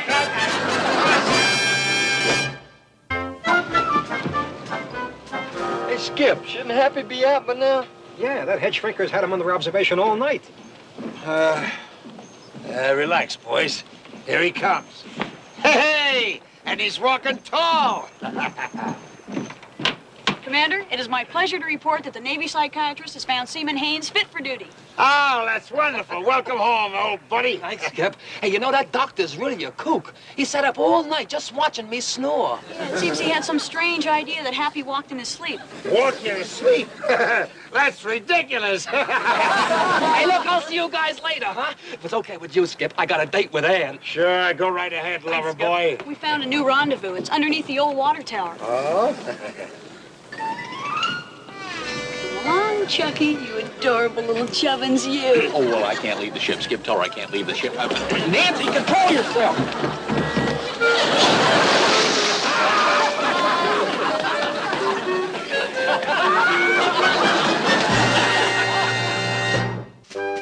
Fitness board for Ensign Plimpton. A fitness board? Finn McGindy's laughter died on his lips, replaced by a look of stunned horror. Now, wait a minute, Captain, you can't. Pip is my executive officer. He's a good lad, if a bit jumpy. Can't I, McGindy, huh? Bumble snarled, triumphant. All they gotta do is take one look at this goofball's record, and they'll break him down to. One at Woe second class, so fast it'll make your head spin. What do you think of that, goofball? He jabbed an accusatory finger at Plimpton, who had turned a ghastly shade of pale green. Plimpton, genuinely nauseous, swallowed hard. I'm a little nauseous already. Commodore. Finn, finally regaining control of his faculties, stepped between Plimpton and Bumble. Wait a minute, Captain. I'm not going to stand by, sir, and I see my executive officer railroaded. No, sir, not while I'm still breathing. Bumble scoffed. When it comes to railroading McGinty, I am a regular Casey Jones. I am the train driver, the conductor, and the very rails themselves. All right, take me to the barn. Boys, I hope he runs off on track. He then turned and stomped off, muttering about his track record and locomotive vengeance. Rocky Ridgeback looked at Finn, concern etched on his grizzled face. Hey, Skip, can you do that? Can you bring Mr. Plimpton up on charges for a fitness board? Finn merely swore under his breath. I don't know Rocky. He ran a hand through his hair. Specs, it's against regulation to swear in front of us enlisted men. Damn it. Specs, ever the literalist, nodded gravely. Oh, come on, will you? Gizmo, take off that hat. You're still an ensign, and if we have anything to do about it, you're going to stay an ensign and not a seaman second class. Doodle, however, still managed a glimmer of optimism.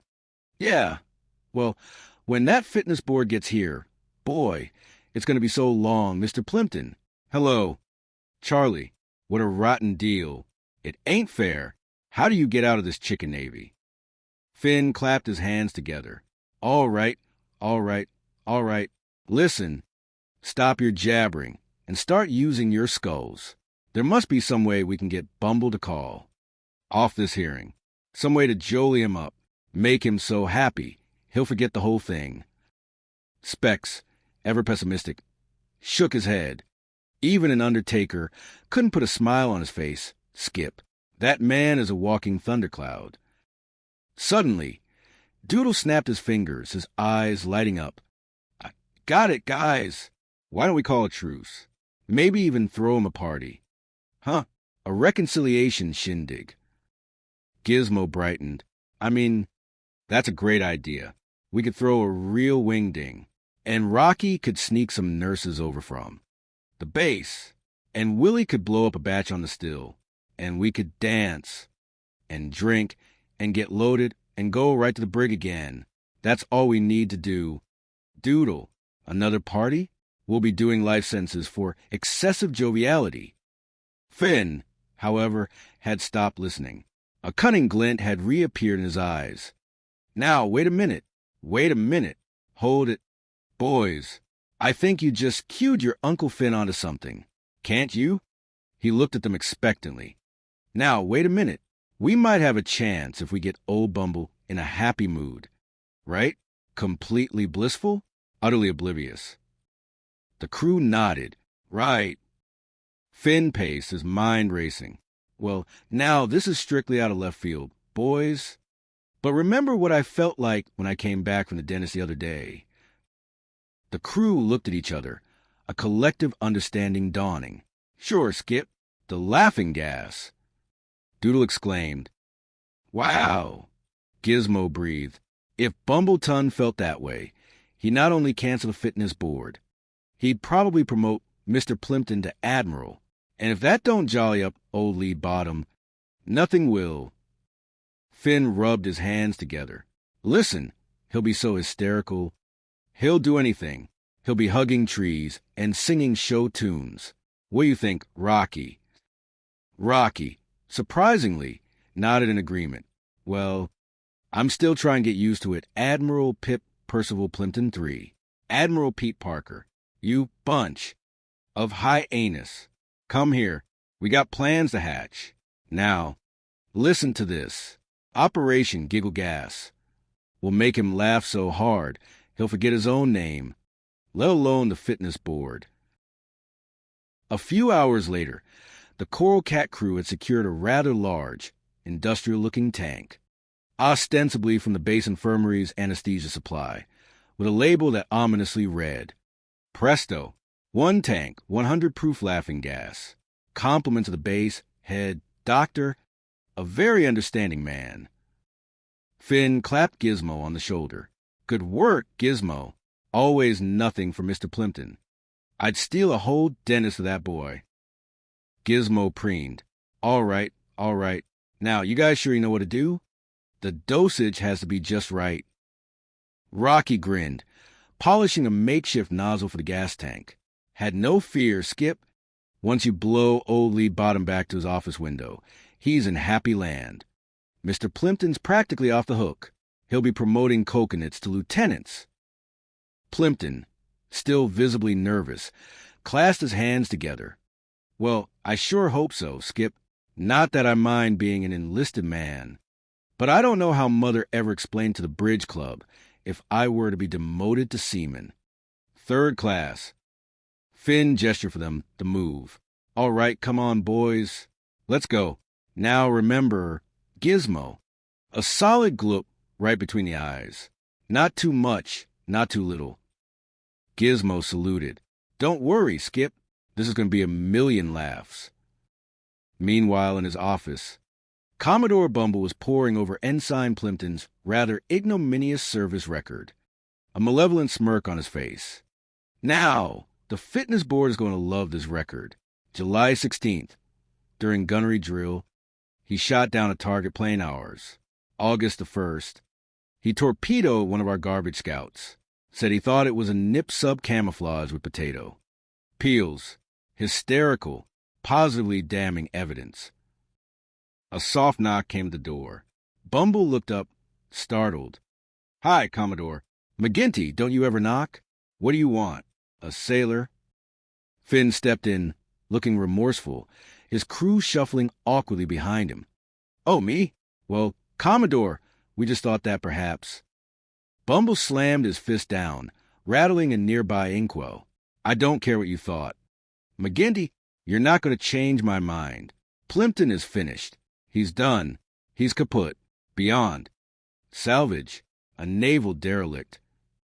Finn sighed dramatically. Well, Commodore, seeing as how we can't change your mind about getting Mr. Plimpton booted out, well, we just thought we'd come over and make sure there were no hard feelings. You know, a gesture of reconciliation. Bumble eyed them suspiciously. No hard feelings? Will you quit trying to snow me, McGinty? Now, what do you want? Why? Why are you doing this, you scoundrels? Doodle, with his characteristic innocence, piped up, See, I know you wouldn't believe it, Skip. He quickly corrected himself. I mean, Commodore, well, I guess you're right. Specs. So go ahead and give him the gift that you bought for him. And then we'll shove off. Go ahead, Specs. Specs, with a theatrical flourish, stepped forward, holding out a single goldenrod color flower. Commodore, on behalf of no hard feelings, and through deepest admiration, on this auspicious occasion of a normal day, we present this token of our esteem. Bumble squinted at the flower, his face turning an even deeper shade of purple. For Pete's sake, will you knock off that dribble and get to it? Specs, get to it. You buy me a present? What did you get me? Well, he snatched the flower. Ah, goldenrod. You know I'm allergic to that. You fiends. It makes my eyes water and my nose run like a typhoon. He started to sneeze. Finn, acting quickly, began to open a window. Oh, that's terrible, sir. Well, as you see, that's all we could find, sir. Oh, what you need is some air. Yes, some air. Get these pollen spores out of the air. Air, air. Air is what you need, sir. Fresh, invigorating air. Just then, Gizmo Jenkins, perched on a ladder outside the window, aimed his makeshift laughing gas dispenser squarely at Bumble. He squeezed the trigger. A faint, sweet-smelling cloud wafted into the room, directly into Bumble's face. Bumble inhaled deeply, still sneezing. What are you cutthroats doing out there? Gizmo? Landscaping details. Sir? We're just spraying the shrubs. Commodore, to fight the insidious frangipani flies.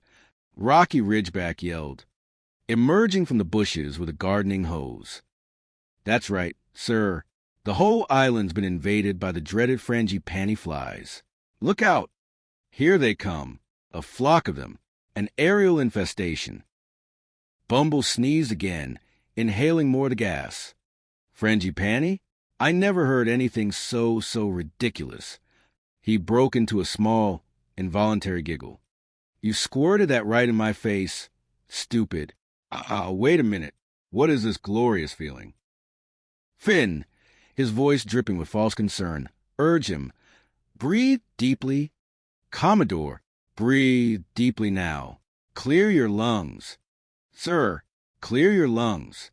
It's the medicinal spray, a powerful insecticide to combat your allergies and the insidious frangipani menace. Bumble continued to inhale the gas, his giggles growing into a full-blown guffaw. Oh, Father, it's a questionnaire. Here they come again. Another flock of them. Frangipanis at 3 o'clock. Geronimo, we're being invaded by hilarious insects. Isn't that terrible? He wiped a tear of laughter from his eye. Doodle, meanwhile, added to the theatrical chaos. Well, don't you worry about us things, Commodore. We're right behind you. Yes, sir, we'll stick by you to the bitter end. Because we're your friends. We're friends. That's a good one. Skipper, that's a real body. Did you see that? It's too bad you have to lose him, sir. Bumble, in a haze of blissful laughter, managed to ask, What did I lose, Specs? Is it important? Specs, deadpan, replied, Well, you're the one who sent for the fitness board. Commodore, the one that's going to reduce Mr. Plimpton to seaman. Sir, to a simple seafaring mollusk. Bumble, in his gas-induced euphoria, waved a dismissive hand. I'll take care of that. Specs, Quickstep, get in here. Boy, what are you standing there for? Quickstep, who had been lurking just outside, entered nervously. So, Chippy, you torpedoed the garbage now. What's the terrible amount of that? I hope the potato peels could. Have fooled anybody. Skipper, the potato juice has got a kick to talk about a mule. That's almost as strong as my booze. Bumble, still giggling, looked at Quickstep with genuine affection. You called, sir? I don't know, did I? Yes, you called. Quickstep, send a message up to Conflict and cancel the fitness board for Ensign Plimpton. He's A. Good boy. A little eccentric, perhaps, but good. Quickstep blinked. Oh, I get a series of jokes, sir. Do I sound like I'm joking, Quickstep? No. Okay. Go and copy and send a message. Right now. Move. Bumble laughed. Finn winked at his crew. Come on. Isn't that right, Wally? That's right, Quiz Baby. He's just a great big softy. Bumble giggled.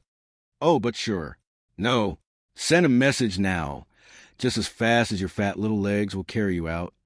Quickstep. Keep it working. Yes. Quickstep, bewildered, scurried off to send a cancellation message. The crew watched, relief washing over them. If this stuff is going to start to wear off, we got to do our thing. Skip, thought they were going to get rid of you, didn't they, Chippy? Yeah, but I'm going to do it because I like you, Chippy Wucky.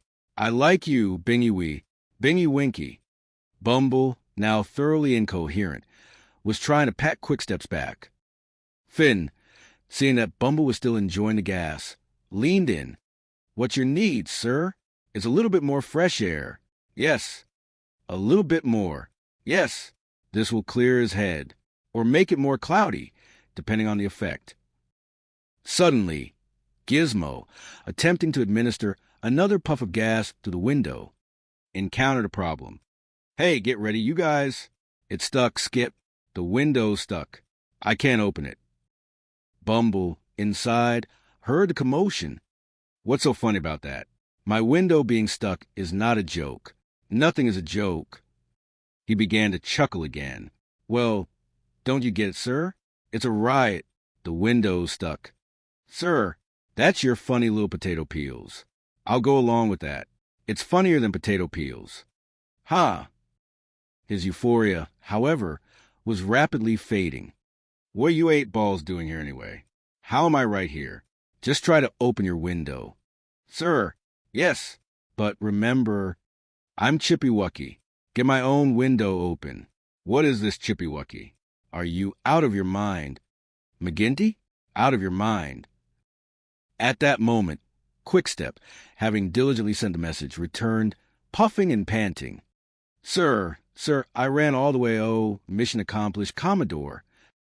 Bumble glared at him, a sudden flicker of lucidity in his eyes. Why would I send a dummy like you on a mission? Quickstep, you're a dummy.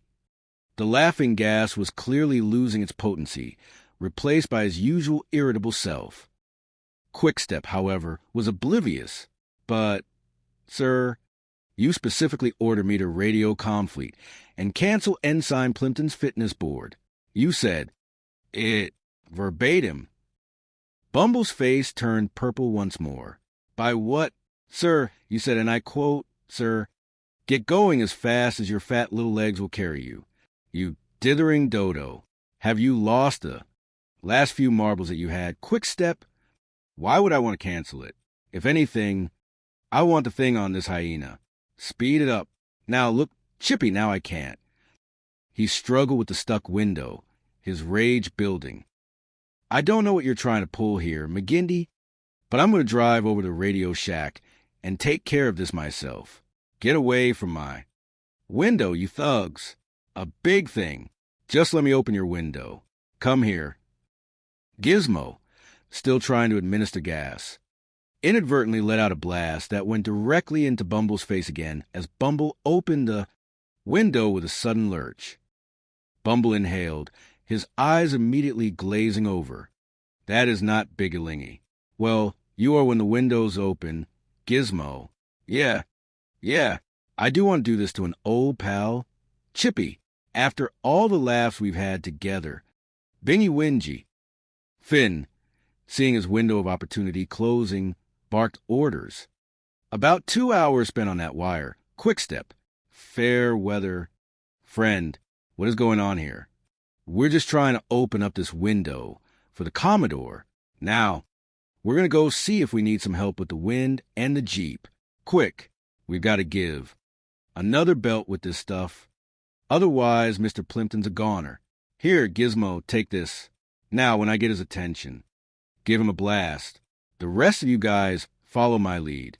Commodore, don't start that motor. Sir, now, sir, no, sir. No, sir. We just got an emergency order from maintenance. Sir, they said to check all vehicles for possible enemy sabotage. It's vital. Bumble, in a haze of giggles, stumbled towards his Jeep. No. Get away from there. You scoundrels. Put that hood down. Get away from the vehicle. What are you doing? Get the hood. Down. What is she, any fly, sir? Gizmo, from his perch, aimed the gas dispenser. Get that thing out of my face, you ex-ensign, you. Mr. Finn. Sir, I am not worried about any enemies. You are the only enemy that I have. That is my sabotage. Go, nincompoop. What in blazes are you doing up there, Gizmo? Bumble roared, momentarily clear. Gizmo, with impeccable timing, let out another blast of gas, hitting Bumble full in the face. Well, you never can tell, sir, that those flies might be spies. These flies might be spies. Sir, are you bucking for a Section 8? Get off of my vehicle. You miscreants. Where's my key? My precious key to naval order. Quickstep, eager to help, held out the keys. Oh, the keys right here, sir. Right here. The lad did it. Dad did it. Here, sir. Bumble grabbed the keys, giggling uncontrollably. I'm not going to wait for any fitness board. It can be, and I'm going to put you away myself. McGinty, what am I doing with the wrench? I need a wrench for laughter.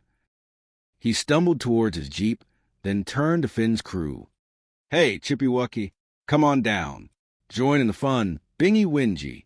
Okay, Bingy Wingy, we have you. Everybody. Old pal, old friend of mine.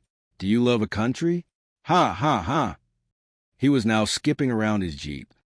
Just then, Lieutenant Nurse Wilson, the professional whose sanity was constantly tested by Coral Cove Atoll, approached. Bumble immediately latched onto her. Oh, well, there's the cute little trick from Ward 7. How are you, beautiful? Captain Really? Captain Really? I never heard of him. I'm Captain Begum, General. The captain sure is a barrel of fun. Doesn't he, Lieutenant? I'm high on the right aisle. Let's go on, honey. Let's go on sick call together. Come back here, Mercy. Come back. He tried to grab her hand. Nurse Wilson, clearly experienced in handling deluded officers, gently but firmly evaded him. Doodle, watching from a safe distance, sighed contentedly. Hey, it sounds like you caught her, Skip. Man, I'd like a shot of that happy juice myself. Finn clapped him on the shoulder. Well, gather around, boys. The laughs are on me. All right, he's off. You guys. Oh, it can't be worked. I'm off the hook. Plimpton, however, was still anxious. Yeah, for now. Skip, but we're still not in the woods yet. Let's just hope the captain forgets all about this by the time he gets through whooping it up. What if he remembers, Skip? Just as he spoke, a distinct, authoritative hoot sounded from the direction of the docks. Hey, Skip, brass ahoy. Specs hissed, his eyes wide. Finn froze. Oh, no. General Bullock. Come on, boys. You sure that's Bullock? The head of the fitness board? What? He must have left conflict before the cancellation reached him. Finn slapped his forehead. Well, what a time for him to show up. All right, you guys. Come on. Get lost. On the double. Move it. Disperse. Plimpton grabbed Finn's arm. Well, Skip, what are you going to do? Well, I'm going to try to keep him away from Binghamton. Finn muttered, pushing his crew members into various hiding spots. Well, if they ever get wise to what we pulled on Old Lee Bottom, we'll all end up seeming seconds. Look, you get rid of that tank. Gizmo, and stay out of sight. Rocky, how'd they care this? Rocky, having just reappeared with a large fishing net, looked confused. Stay out of your tank and get rid of your... Just then, General Bertram, the butcher, Bullock, a man of terrifying military bearing and a glare that could curdle milk, marched towards Finn. With him was a small retinue of equally stern-faced officers. Oh, no, General Bullock, sir. Lieutenant Commander McGinty, welcome aboard, sir. Finn saluted crisply, attempting to project an image of impeccable command. Bullock's eyes narrowed. McGinty? Is Captain Binghamton in? Yes, sir. We're here a little sooner than expected. Commander, my message must have crossed with yours. Or not, as the case may be. Finn grinned, trying to look helpful. I know, sir. I believe you'll find Captain Binghamton inspecting the warehouse. Right this way. Sir.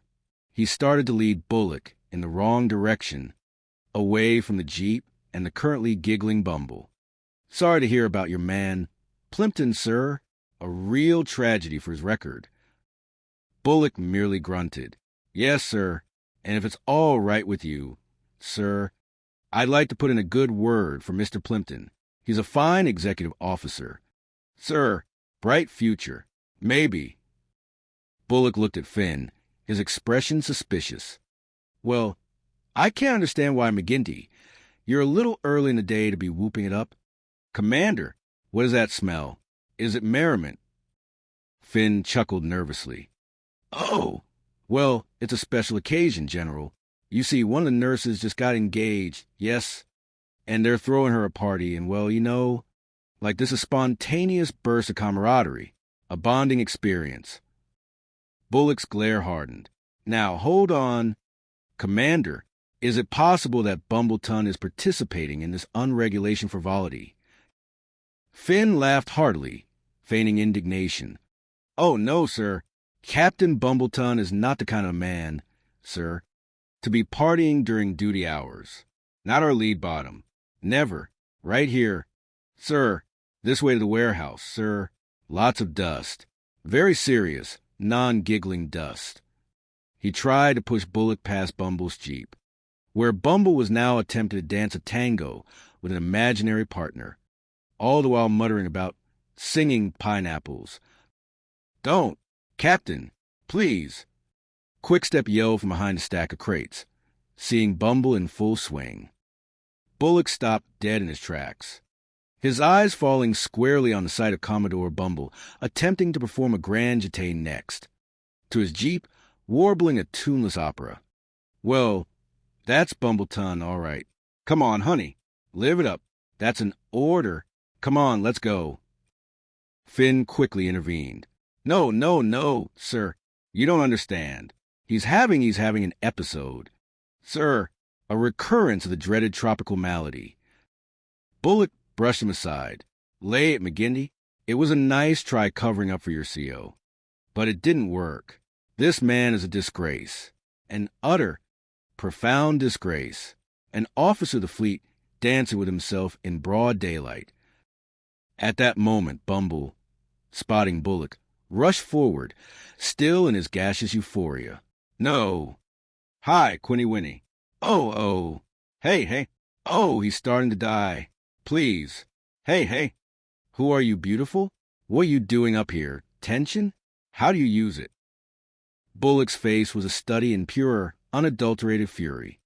Bumbleton, what in the name of the great white fleet is going on here? I said, hey. Admiral, shoot me. I said, stay on detention. Nice. Don't you see the Admiral? You're in disgrace. Sir, help me now. For heaven's sake, man, go to your quarters. Go, before you truly embarrass yourself beyond any hope of redemption. Finn, grabbing Bumble and trying to pull him away, offered, I'll see if she's punished. Admiral, whether I imagine her dancing on tabletops, whether that shameful conduct is shameful. Yes, I would say so. Captain, it appears that we arrived just in the nick of time to witness this scandalous display. Bullock rounded on Finn. The nick of time? The nick of time? Oh, the nick of time. Yes. You mean, Ensign Plimpton's fitness board. Oh, yes, you got here not a minute too soon, General. Why? That man is a disgrace. He's totally unfit to be an officer. Totally unfit to be an officer. And I, sir, am saying that, not this buffoon. He gestured to Bumble, who was attempting to pick flowers from Bullock's lapel. Bullock stared at Finn, then at Bumble. We're saying, Captain, who put that on me? I don't understand. What is this, McGinty? You seem involved. Finn immediately went into denial. Don't look at me, sir. No. Stop trying to pass the buck. Bumbleton, I merely delivered a gift.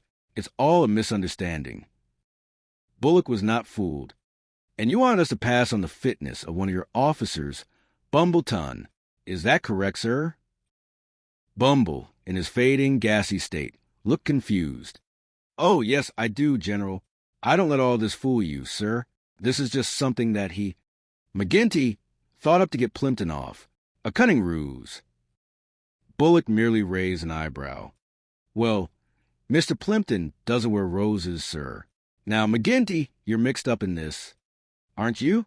I have my suspicions. Finn sighed, knowing the game was up. So I insist that we get in, Sir Plimpton, and we get to the bottom of this. A thorough investigation. Bullock nodded grimly. Don't worry, Commander, I intend to. McGinty, where's Plimpton? I want to see him on the double. A double McGinty, have a bubble bus, sir, and I will buy you a new gift. Suddenly, the air raid siren, a rarely used and often malfunctioning piece of equipment, blared an ear-splitting wail. Harry, everybody out. Let's go. Enemy attack. Nip raid. Enemy planes inbound, someone yelled. Bumble, in a moment of utter clarity, looked horrified. Get away, Admiral. I don't know if you see this as all part of the plot. He's just faking in. Harry, it's all right. He was pointing at Finn, believing this was another trick. Bullock, however, was a combat veteran. Bumbleton, have you lost your mind? Get to the shelters. Now! The base erupted into chaos. Finn and his crew immediately scrambled, doing their duty. In the ensuing melee, Bumble was desperately trying to locate Plimpton, convinced Finn was hiding him. "Oh, thank you, thank you. Oh. Hey, Mr. Skinner, please. I'm over here. Hey, where's Mr. Plimpton? I don't really see him." Specs, rushing by, yelled, "Beats me!" "Commodore, figured he was here. Maybe you better have a look. Seems like one. Take a look." "Sorry about this inconvenience, Admiral," Finn called out, leading Bullock to the main observation post. "But just as soon as this raid is over, then we can get back to the Plimpton case. Oh, I can tell you things about that nitwit you wouldn't believe." Suddenly, they heard a rapid burst of anti-aircraft fire from a distant battery. Finn looked through his binoculars. Only a mackerel. It's Mr. Plimpton. He's out there, alone. Bumble, overhearing, shrieked, "I told you. Admiral, there's something about that boob taking a walk in an air raid. We gotta get him. He'll be massacred. Commander, you fool." Bullock, however, peered through the scope and saw Plimpton miraculously operating a heavy anti-aircraft gun with surprising accuracy. "Come on, boys. I'll lay it for you. It's bad enough there's one man out there. You stay put. And that's in order, Commander McGinty." Finn tried to object. "But, sir, it's suicide out there. Look at him. He seems happy about the whole thing." Bumble pointed frantically. "That's what I keep trying to tell you. Admiral, the man is just not normal.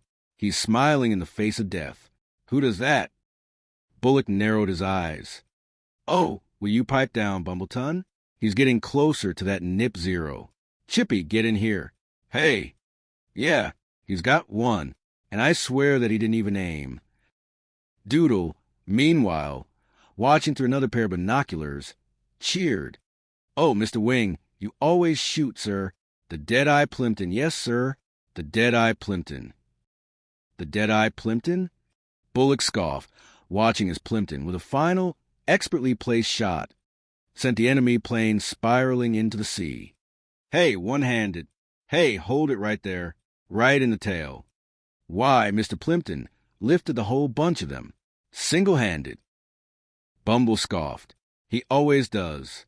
Be ridiculous. They probably ran out of bombs. Admiral, I tell you, that man is totally unfit to be an officer. He's a menace to himself and a low-flying aircraft."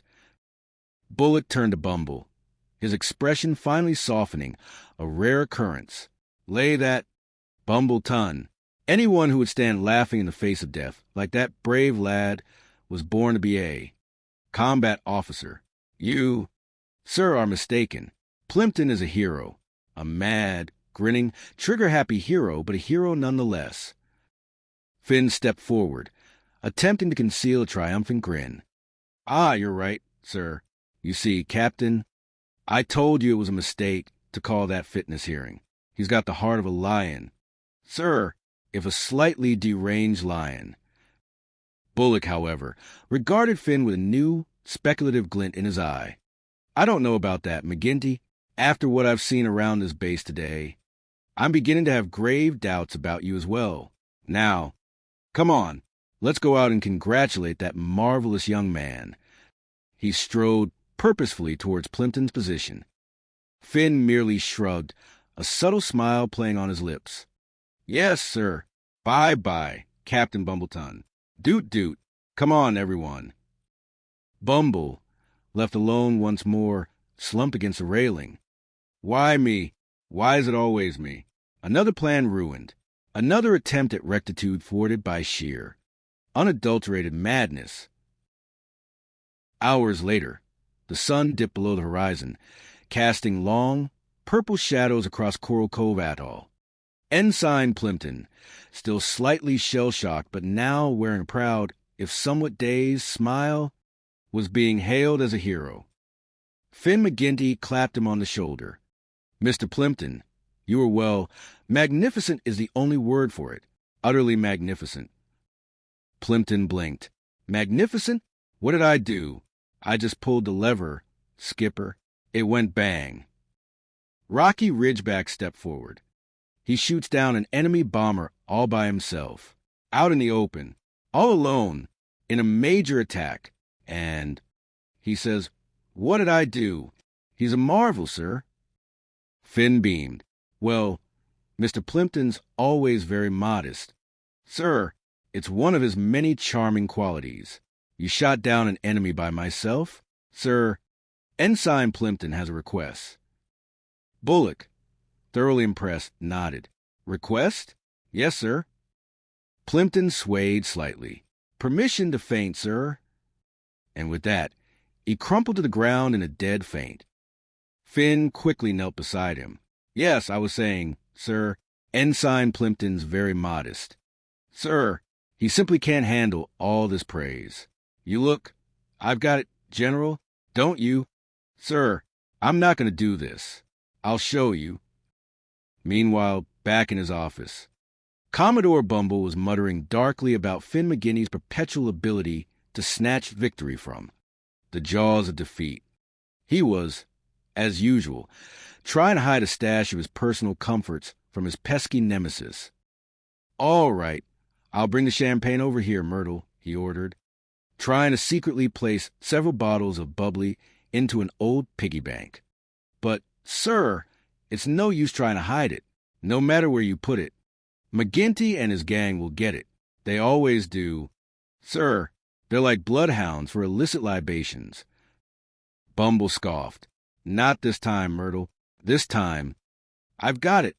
I've outsmarted those deep-water dillies. Oh, how about that? Myrtle, Daddy had this little piggy bank flown in from Fort Knox. Fort Knox. You hear me? Impenetrable." Myrtle, ever the sycophant, exclaimed, "Oh, that's very clever, Daddy. Oh, I mean, sir, I'm so sorry, sir. Habit." "Shut up, Myrtle. Don't you dare even listen to these cliques. Don't even look." Bumble barked. "Yes, sir. My ears are sealed, sir, and my eyes. Good. All right. Unsealed. What? Sir? Sir, yes, that is brilliant. Sir, that's it." Bumble had accidentally dropped the piggy bank, and as it hit the floor, its ceramic exterior shattered, revealing a secret compartment within which sat not the champagne, but a pile of glistening, brand-new $100 bills. Myrtle's jaw dropped. "How much do you think it will hold, sir?" he whispered. Bumble merely stared, dumbfounded. "I don't know, Myrtle. Just hand me the bottle. Just hand me the bottle." He stared at the shattered piggy bank, then at his champagne, then back at the money. "There we go. There's one. There, 2, 3. He counted the bills as if they were alien artifacts. "Huh? Hey, how about that? I only got mystic stuff. That's it.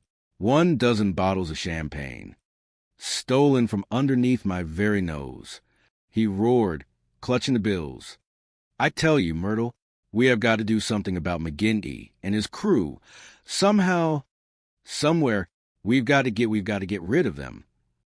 Myrtle, ever practical, ventured, "Yes, sir. Sir, if you please excuse me, I do have to get over to the post office." "What for, sir?" Why? "Well, sir," Myrtle continued, holding up a thick envelope, "I just received 3 months' back pay, sir. And look, it's all in brand new. Crisp $100 bills. Brand new $100 bills. Sir, and I'm sending it home. My mother is going to take the..." Bumble's eyes lit up with a truly villainous glee. He snatched the envelope from Myrtle's hand. "Oh, Myrtle, you have just saved the day. Boy, saved my entire nefarious plan. I don't know how I'm ever going to thank you for this. My gratitude knows no bounds." Myrtle, utterly bewildered, protested weakly. "Oh, well, sir, why? With this money's bait, we can really trap McGinty. Oh, with my money, sir? Oh. No, sir, you don't understand. Sir, this is my money. I've worked very hard for it. It's for my fiancée, Martha." "Oh, wait a minute, Myrtle. Sure, why? Sir, you just let go. Every time we nearly trap old McGinty and his 40 thieves. They either eat or they drink the evidence. But this time, then we can mark these bills, put them in a wallet, and let them swipe them. Wham! We got them. Myrtle, trapped like rats in a sticky cheese trap. Bumble cackled, rubbing his hands together with a truly evil delight. Myrtle, his face falling, tried to reason. But, sir, you don't seem to understand. You see, I'm engaged to a little girl back home, Martha, and this is my wedding money, my nest egg. Sir, my future happiness depends on these very bills.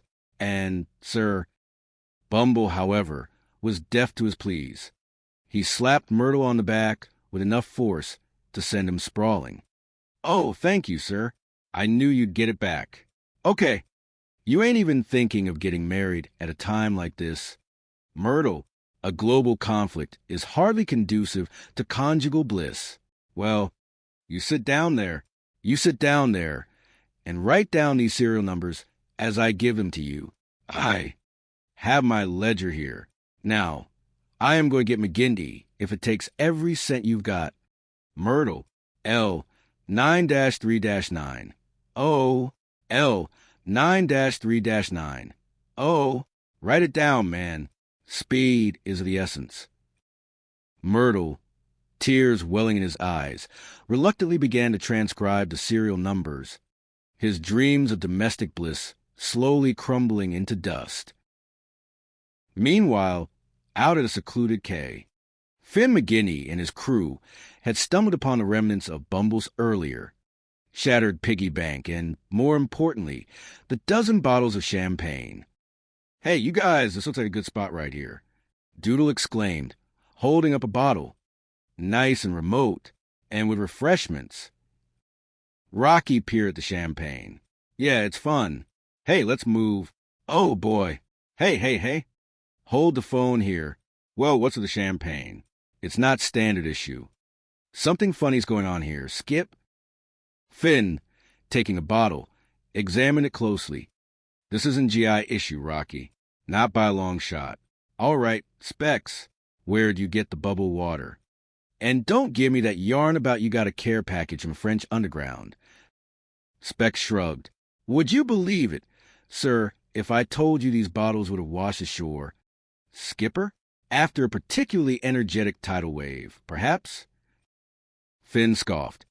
Oh, sure I would, if there was a note inside saying, swipe from Captain Bumbleton. Maybe, but no note here, Skip. You guys are going to go too far one of these days. Playing these games. Gizmo, ever the pragmatist, chimed in. Now, there's only one thing we can do, Skipper. Get rid of the evidence. Discreetly. What's that, Gizmo? Doodle asked, already eyeing his share. Well, drink fast and don't leave any fingerprints. Gizmo said, popping the cork of a bottle with a flourish. Wait a minute. Hold it. Hold it. Come on. We got to go after those girls. They must be back from the dance by now. Chippy, you stay in touch with sandwiches, will you? We might be a while. Finn ordered. Chippy, a wide grin on his face, saluted. Yeah, right, yes. Hey, don't forget, the big fat one's mine. The one with the extra peanut butter. Finn looked at him. What big fat one, Chippy? The big fat sandwich. You say? The one with the peanut butter in it? Peanut butter? I made a special teriyaki for those. Sandwiches. He eats peanut butter. Finn muttered to Specs. This is all to my people. Come on, boys. Let's get this show on the road. Rocky added, oh, that's right. I sure hate it when they hurt food he's feeling. After all, it is my mother's peanut butter. Oh, boy. Footy teriyaki sauce must have spilled on this. He looked down at the sandwich, noticing a peculiar green residue. Suddenly, a loud, snapping noise echoed to the dense foliage nearby. Now, there's another one. Finn hissed. Oh, hi, fella. You lost? Hey, buddy. Hey, alligator. It's 3 o'clock. It's Skipper. Hey, don't worry about it. You don't belong here, pal. You belong in the water. Maybe you do belong here. But we were here first. Fair is fair, you overgrown lizard.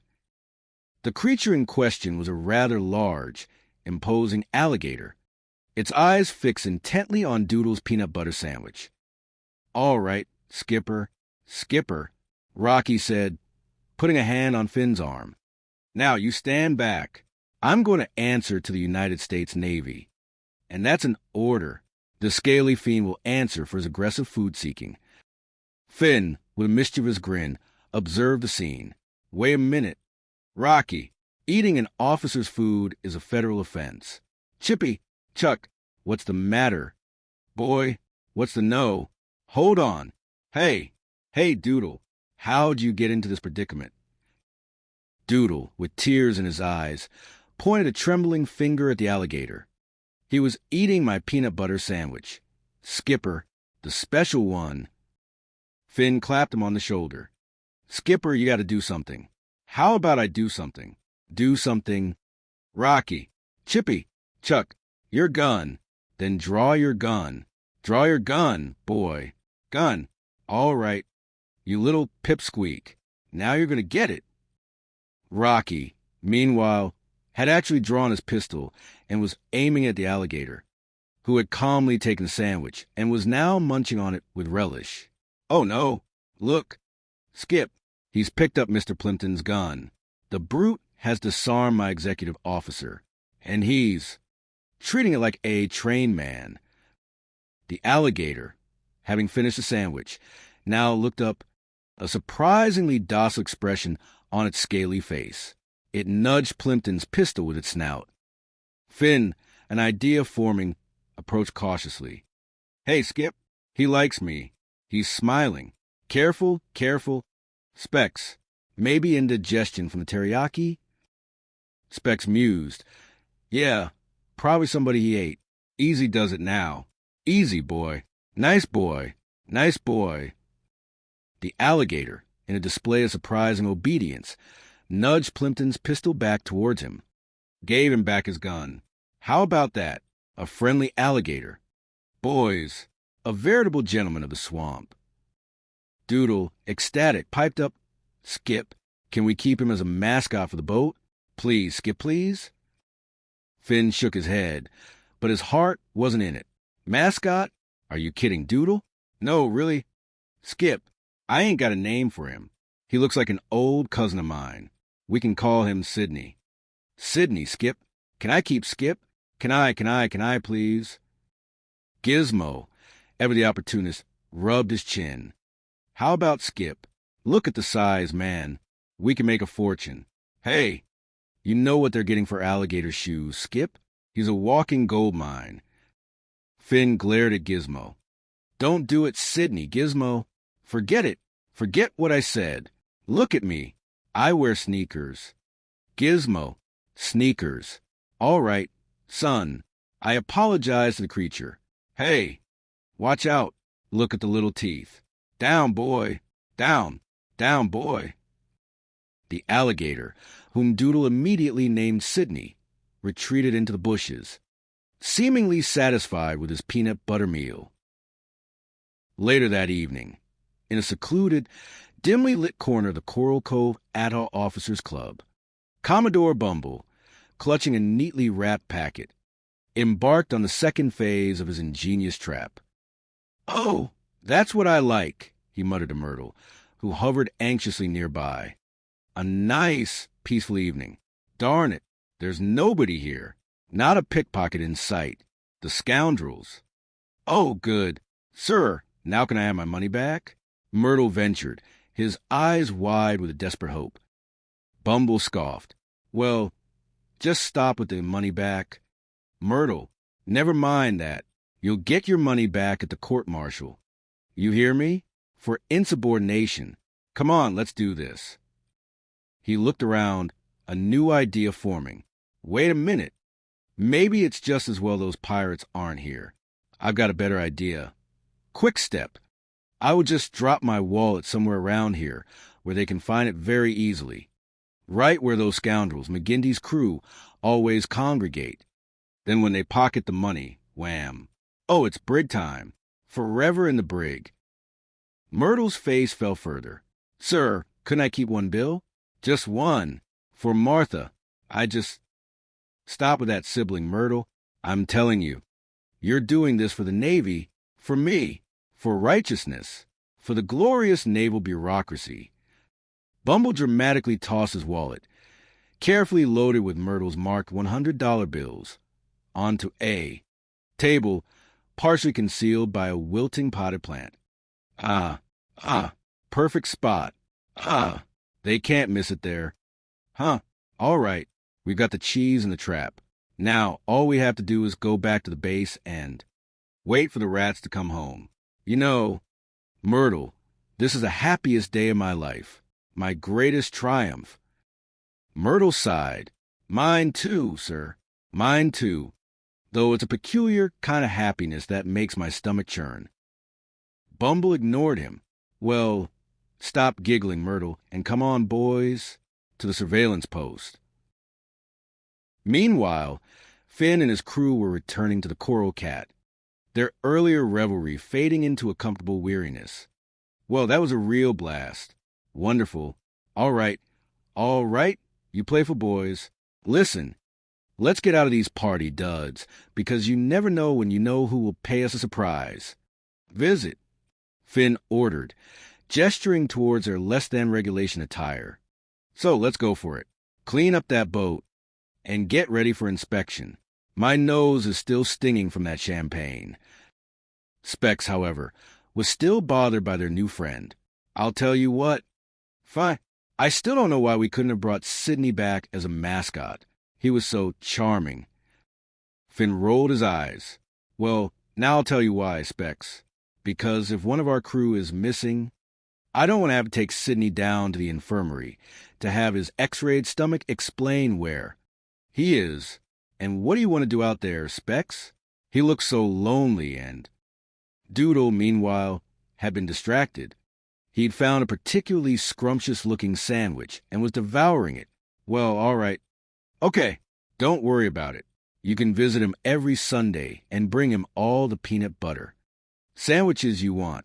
Hey, Skip. Boy, that's great. Hey, that's really decent of you. I'm going to write a letter to my mother and ask her for some more peanut butter. Suddenly, Doodle gasped. Here, Mom, I made a new friend today. He was staring intently into the water. Oh, hi, Sidney. Sidney. Hey, what are you doing here, boy? Sidney, the alligator, was swimming casually alongside the boat. Oh, boy, it's a skipper cutter. Mary, you may have you followed us home. Then the alligator nudged the boat with its snout. In its mouth, it was gently holding a rather distinguished-looking leather wallet. Doodle peered closer. Hey, what do you got in your mouth, boy? Easy, boy. A wallet? What are you doing with a wallet? Sidney. He carefully took the wallet from the alligator's mouth. He opened it, revealing an ID card. Captain Wallace Bumbleton. Oh, boy, not you. Captain Bumbleton. Sidney. He ate the captain. Oh, boy, we've been in trouble before, but we'll never eat the captain. He's quite tough, and I'm sure he tastes like cigar smoke. Panic immediately erupted among the crew. I'm going to see the skipper. Whoa, Skipper. Sidney's back. And he ate the captain. This is unprecedented. Specs yelled.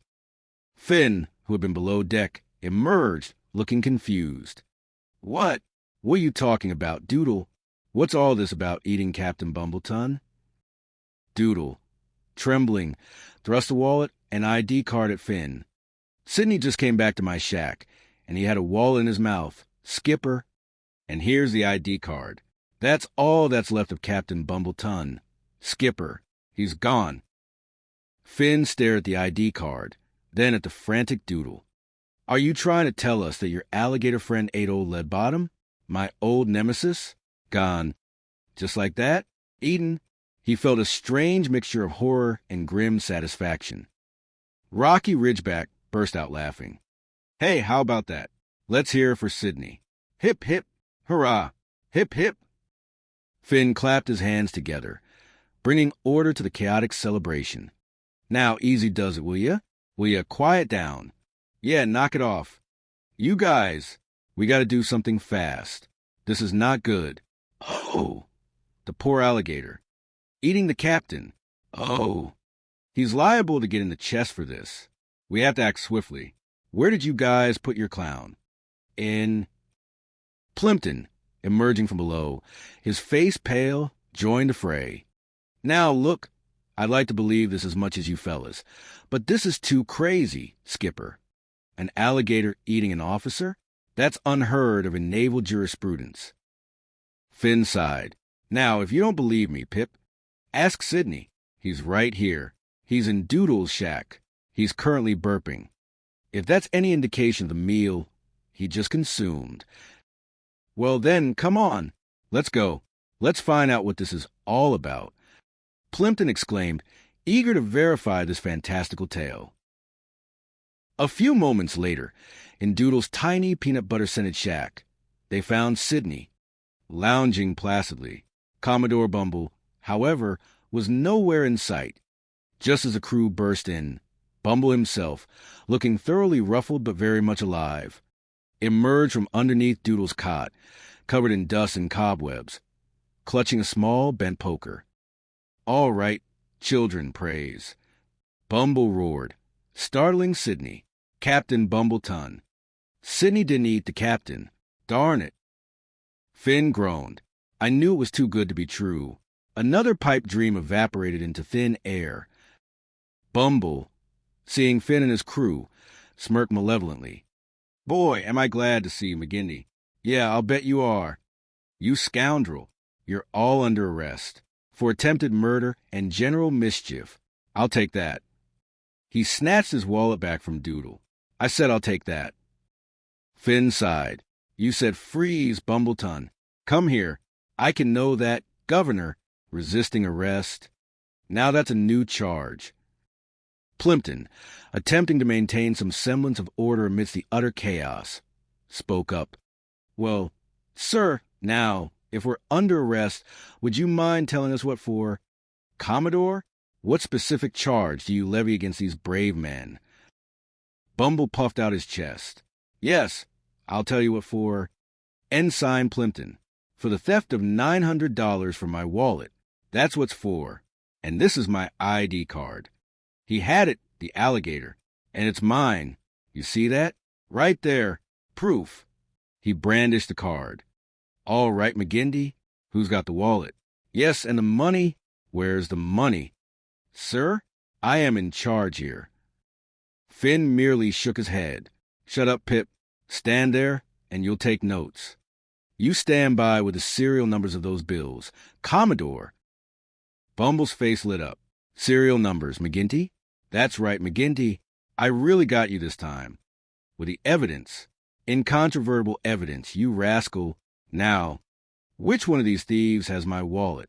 Let's empty your pockets, boys. Doodle, with genuine sadness, pointed at the alligator.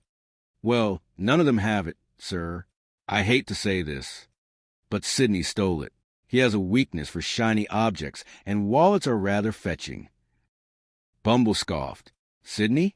What is that? A code name for McGinty. You scoundrel? Is this another one of your ridiculous pranks? Doodle shook his head. No, sir. Sidney's an alligator. Sir, he's our friend. Sir, I hope you go easy on him. I'm sure he didn't know what he was doing. He's just a simple alligator, with an affinity for peanut butter. Bumble rounded on Myrtle, who was diligently taking notes. Stop pleading for mercy, Myrtle. I hope you're taking every word of this down. Every word, sir. Myrtle, utterly miserable, dutifully wrote. An alligator? Yes. Sir, yellow IGATOR. Hope you don't believe me, Captain. I've got my shack right now, with your wallet, and now look at it, sir. Bumble's eyes narrowed, a new suspicion dawning. That is, McGinty, you say you have an alligator in your shack right now with my wallet? You have it right there? Finn nodded solemnly. Yes, sir. He's a very helpful creature, sir. An unofficial naval mascot, perhaps? Bumble snorted. Oh, I'd love to see him. Ensign, love to see him. After you. McGinty, get your eyes on them. If they make a move, oh, shoot to kill. They all trooped over to Doodle's shack again, Finn leading the way. But when they opened the door, the shack was empty. Sidney was gone. He's not in there, sir. Doodle wailed, completely bewildered. He's not, huh? Well, we've looked everywhere. Where's Sidney? Finn feigned confusion. Well, I don't understand it, sir. He was here a minute ago, and he had your wallet. Perhaps he's shy, sir. Bumble threw his hands up in despair. Oh, well, you shouldn't have done that, boy. You see, there was $900 in that wallet. You should never leave an alligator alone with all that money. You never know when he's liable to go downtown and buy himself a swamp with a pool and little rubber. Ducks. Doodle, ever loyal, tried again. But it's the truth, Captain. There's an alligator, and he calls him Sidney. I met him this afternoon. He loves my mother's peanut butter. It's the truth. Bumble merely scoffed. Well, does he? He loves his mother's peanut butter. Well, as long as you've explained all that. Plimpton, you're under arrest for grand larceny and for perpetrating a ridiculously absurd alibi. Finn stepped forward. Oh, now look, Captain. You knock it off. Bumbleton, you're lucky you're getting out of this with your sanity intact. You're lucky I was the only one I caught with my ID card, and I've got witnesses. My whole crew. Bumble sneered. Guys, come in here. But, Captain, he did not steal your wallet. Sir, it was the alligator. I'll tell you what you do. McGinty, why don't you bring Sidney to the trial? Maybe we can put him on the stand as a witness. That is, if you can get him to raise his right claw and swear to tell the truth. He smirked triumphantly. Well, I'm telling you, Plimpton, I'm innocent. Yes, and besides that, Mr. Plimpton has his rights. Constitutional rights. He is being railroaded, sir. Well, you tell that to the Judge Advocate Plimpton. Bumble snapped. Take him away. You too, McGinty. I'll be seeing both of you in court. Find Sidney. You fools. He'll clear me. And so, Finn McGinty and Ensign Plimpton found themselves under arrest, accused of grand larceny. The court-martial was set for first thing in the morning. The sun was barely above the horizon, casting a watery gray light over Coral Cove Atoll. Finn McGinty and his crew were frantically searching the entire island for Sidney. The court-martial for Plimpton, with Finn as his co-defendant, was set to begin in half an hour. All right, boys, Sidney.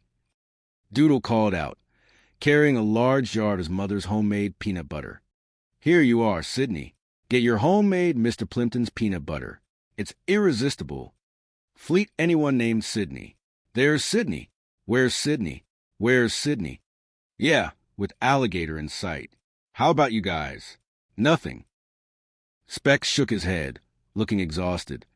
The closest we got was a turtle named Sam, skipper, and he only responded to spinach. Finn snapped. All right, cut out the funny stuff. Will you? The only way we can save Mr. Plimpton is to find Sidney and hope he's still got that wallet with him. So come on, boys, let's spread out and keep looking. Speed is of the essence. Time is running out faster than. Doodle at a buffet. Rocky sighed. Yeah, but we've been looking all night, Skip. Yeah, and the court-martial starts in a half hour. You'll never find him. Skip, no wallet, no Sidney. No, nothing. Old Lead Bottoms got Mr. Plimpton right where he wants him, caught in his web of villainy. Just as despair threatened to overwhelm them, a familiar, scaly snout emerged from a cluster of mangrove roots right near the docks. Sidney, hey, where'd he come from? Doodle exclaimed, almost dropping his jar of peanut butter. Well, you've been hunting all night. What did you do with that wallet, you old crock? He squinted. He's a man. I was only kidding. He pointed frantically. Hey, I just saw the wallet in his mouth. Hey, he still got it. We're in luck.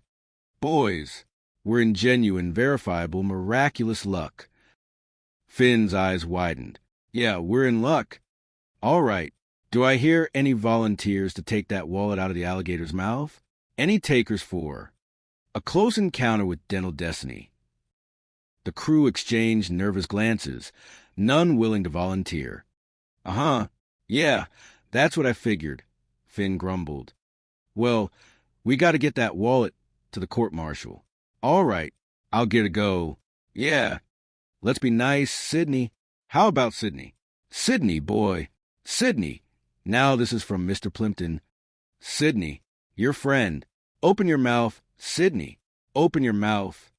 Boy. Attaboy. Attaboy. Easy does it now. Easy. Just roll the mouth. Open the mouth. Sidney merely blinked, then slowly began to close his powerful jaws tighter around the wallet. Finn pulled his hand back quickly, narrowly missing a snap. Hey, where else?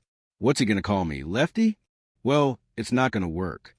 Skip, the only one who let him come close to him is Mr. Plimpton. That's right. That's right. Hey, that's right. Rocky, that's it. Only Plimpton can do it. But Mr. Plimpton's over at the court-martial. Under. Guard. How we get him out? Rocky frowned. Yeah, we could never spring him. The guard detail is heavy, Skipper. Finn snapped his fingers. All right, we can't get him over here. So there's only one other thing to do. That's right.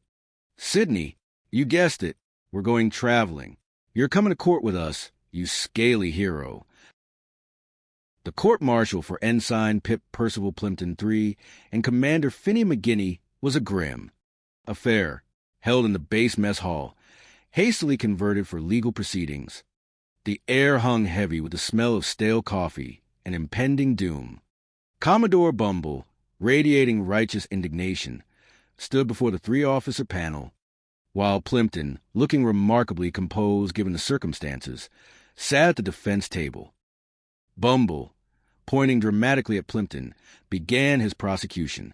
And before I'm finished, I intend to prove to this court that my wallet was stolen. My wallet containing 9, brand new, crisp $100 bills. And I intend to prove to you that it was stolen by this deceitful buffoon, this crooked hand, this toothpaste, this thieving. Plimpton surprisingly interrupted. I object, Your Honor. I object to the nature of the Commodore's language. Bumble scoffed. You can't object. You're only an ensign. You're a crooked one. Order. Captain, the witness is out of order. The head of the judicial panel, a stern-faced Captain Amelia Vance, slammed her gavel. Order, Captain. Since Mr. Plimpton is acting as his own defense attorney, he is entitled to object. Now, what's your objection, Ensign? Plimpton took a deep breath. Well, Your Honor, I demand mistrial. A total, irrevocable mistrial. Captain Vance raised an eyebrow. A mistrial? On what grounds, Ensign Plimpton? Plimpton cleared his throat. A temporary insanity, Your Honor. Temporary insanity. You see, the alligator who stole Captain Bumbleton's wallet was absolutely crazy about my mother's peanut butter. He was, I submit, temporarily insane from a peanut butter frenzy. Captain Vance slammed her gavel again, her patience clearly wearing thin. Order in the court. Ensign, this is the most ridiculous thing I've ever heard. Do I have to stand here and put up with just a moment? Just a moment. Ensign, Bumbleton, you have ample chance to present your side of the story after all the charges have been presented. Request denied. Sit down, Plimpton. Captain, proceed. Bumble, suppressing a smirk, continued. Thank you, Your Honor. Now, as I was saying before I was so rudely interrupted, I intend to prove beyond a shadow of a doubt. Suddenly, the mess hall doors burst open with a crash, and Finn McGinty, followed by his entire crew, burst in, hauling a very reluctant Sidney on a leash. Sidney was still gripping Bumble's wallet in his jaws. I object. Finn bellowed. What's your objection this time, Commander? Captain Vance asked, rubbing her temples. Finn pointed at Sidney. Yes. Come on. Come on. He's on my foot. Order. Order in the court. Come on, sir. Come on. Boy. That's it. Follow the nice piece of peanut butter sandwich. Sidney. Come on. Boy. Don't let him get in there. Now he'll swallow the wallet. I'm trying, Your Honor. Sidney, drawn by the smell of peanut butter held by Doodle Higgins, lumbered towards the defense table, dropping the wallet onto it with gentle thump. All right. Go stop now, Sidney. Come on. Come on. Come on. Let's go. Sidney. Come on. Come on. Come on. Come on. Sidney. Come on. Come on. Come on. Come on. Come on. Come on. Go ahead. Come on, Sidney. Finn encouraged, carefully retrieving the wallet. Now I want you to tell this court the truth. Commodore Bumbleton, is it not the truth that I got you with my ID card? And did you not get this ID card from my wallet, which contained $900 in cash? Bumble sputtered. Well, I had the ID card, but I didn't have the wallet. I'm trying to tell you, the alligator brought me the wallet. It's all a conspiracy. Would you please, Your Honor, tell this stupid ensign to stop with this stupid story about this stupid alligator? Plimpton, genuinely offended, rose. Now I object, sir. You can't call Sidney stupid. Oh, yes. No, sir.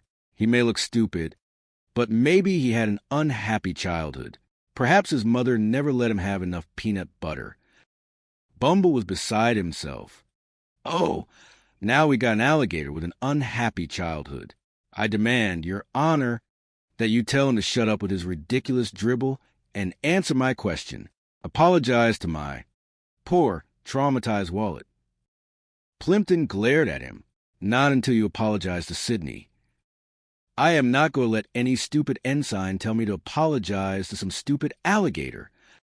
Bumble screamed, thoroughly losing his composure. Stings and stones may break my bones, but names will never hurt you, unless it's a big, scaly alligator who steals your wallet. Finn and his crew knew they had him.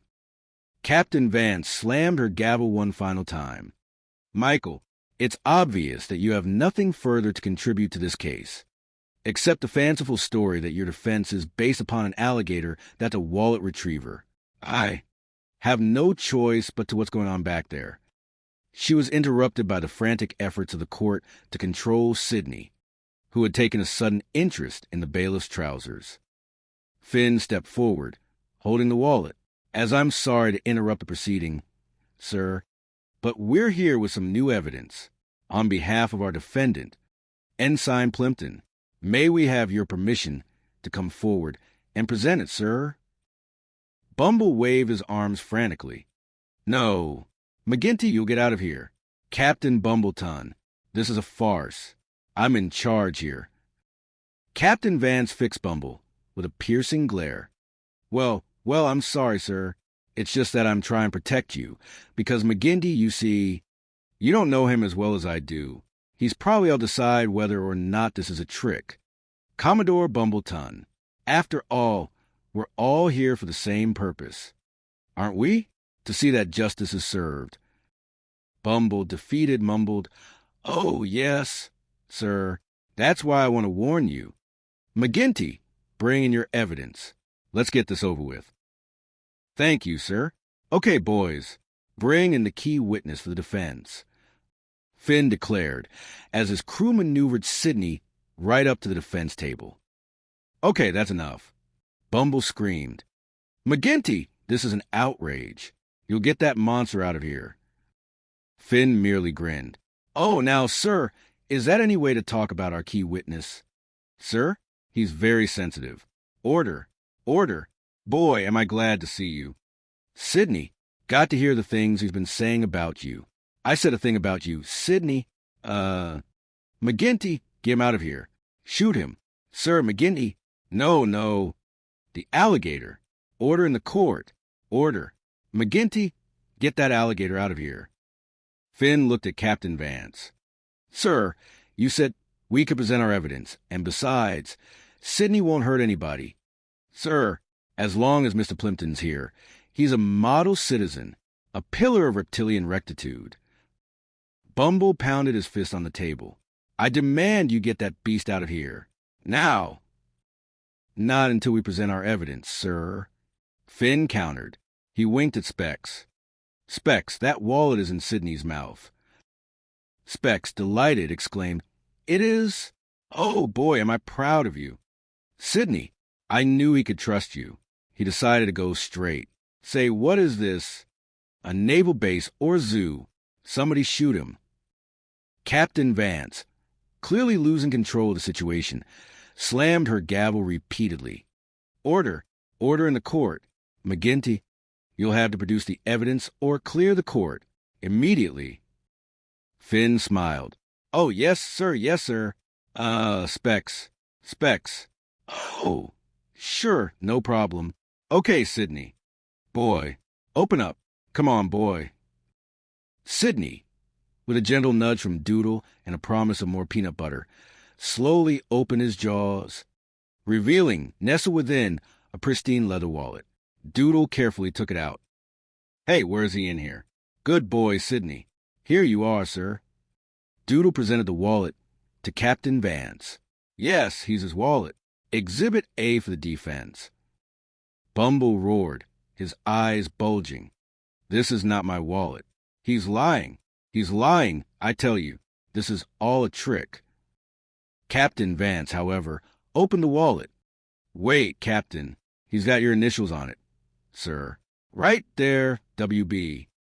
I don't care about that. Bumble screamed. This whole thing is a frame-up. They planted a phony wallet on a poor, unsuspecting alligator just to confuse this court. It's a trick, I tell you. Finn, with a triumphant flourish, stepped forward. Well, now, wait a minute, sir.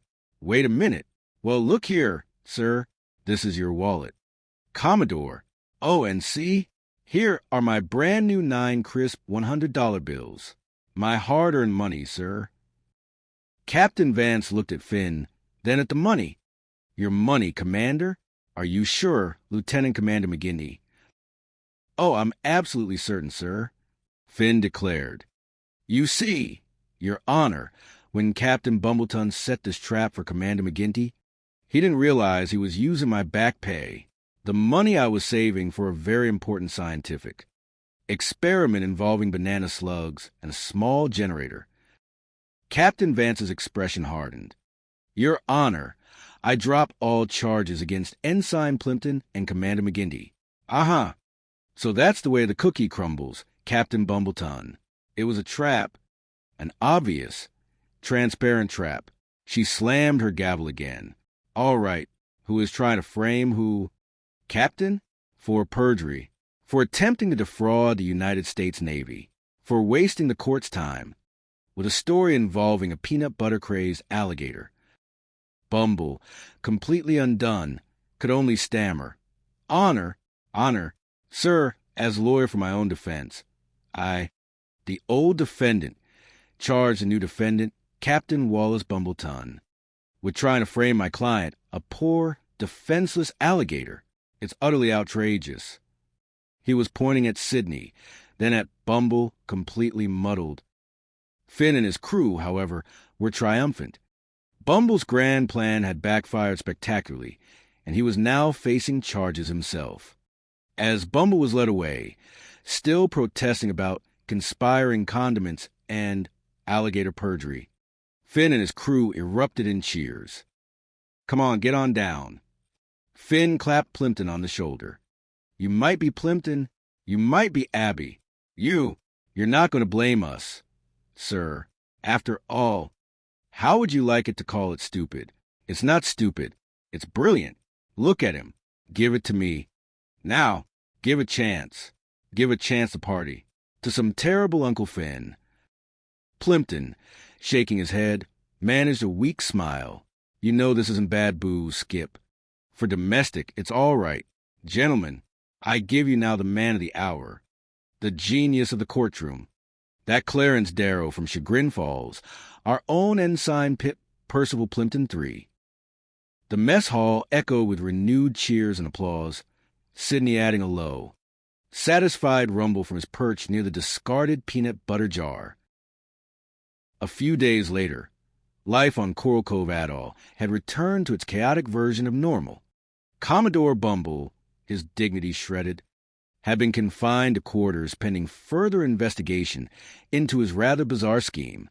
Commander Phineas McGinty, having been cleared of all charges, was once again captain of the Coral Cat, albeit with a renewed sense of vigilance for Bumble's increasingly erratic plots. Finn, reclining in his chair on the deck of the Coral Cat, watched as Gizmo polished a section of the hull. "Oh, you've got the mystery solved, Gizmo. See those bottles? That's your champagne." "Sir, I've seen enough. Let's go." "Wait a minute. Think I'm going to here's clean over the main side. Dog golly. Wouldn't want to..." Doodle, meanwhile, was happily recounting the tale of Sidney and the wallet to Rocky. "All right, Specs, let's get all this stuff on board. And I'm going to report to Bumbleton." "Report, Skip." "Oh, we almost bagged that Nip PT boat. A beauty it was. Look, was it our fault that Squirrel Sen didn't just when we had him in range?" Finn sighed. "Well, look, boys, that's the breaks of the game, I suppose. Some days you get the squirrel.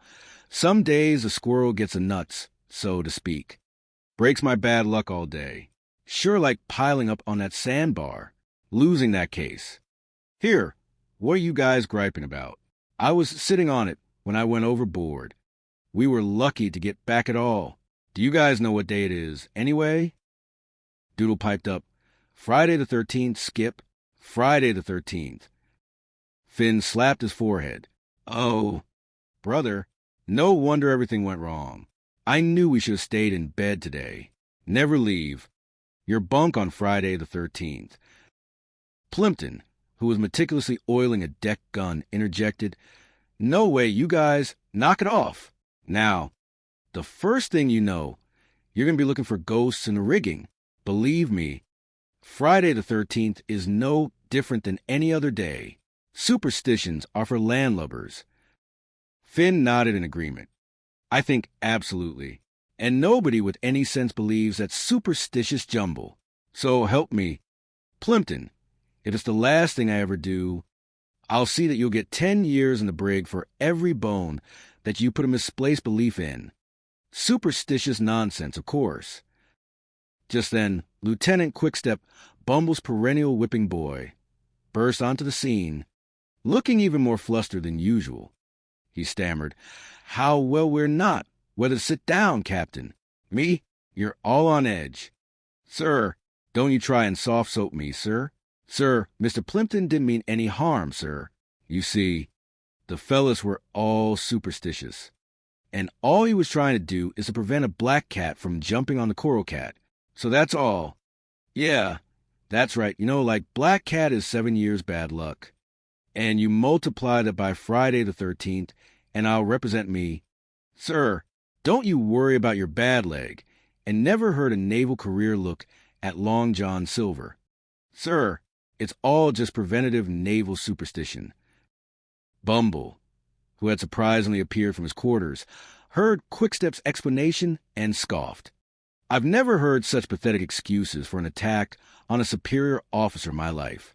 How stupid. Do they think I am McGinty?" Finn, seeing an opportunity, leaned in conspiratorially to Bumble. "Well, sir, I was really going to say that, that sailors have always been superstitious. You know how they believe in things like ill omens and jinx ships, and then that's your big mouth. Quickstep, and you'll keep it shut defending those pirates to me." Bumble paused, a flicker of suspicion in his eyes. Wait a minute. How did you say? Repeat what you just said, McGinty, about jinx ships." Finn continued, trying to play on Bumble's notorious credulity. "Come on, sir. If you were superstitious, all right, and you were on what you thought was a jinx ship in combat waters, what would you do? Sir, what would any sane man do?" Bumble considered this. Then, a triumphant gleam in his eye, smacked his hand against his forehead. I'd be begging my CO for a transfer. To anywhere, even a land duty. That's what I'd do. But I don't see what a brilliant idea that's. That's absolutely brilliant. McGinty will make them think that the Coral Cat boat is jinxed, a veritable floating coffin. They'll be begging for transfers, and I'll get rid of them all. Finn grinned, knowing his plan was taking shape. What are you doing to our boat to 13? That doesn't tell us dismissed. All right, quick step. Copy. What's the idea of putting that number on our boat, you rascal? Yeah, we're the Coral Cat, not the 13. Come on, Give, start talking. Quick step. You'll have a little disaster right here if you don't. Quick step, bewildered, fumble with a message. Well now, I really shouldn't say anything, sir, but according to this letter, your boat was originally commissioned as PT-13. Sir, someone changed the 1 to a 7 after that disastrous maiden voyage. It was always meant to be. The Coral Cat 13. Finn looked at Quickstep with theatrical intensity. Come on, Give. Start talking. You'll have a little disaster right here. Bumble snatched the letter.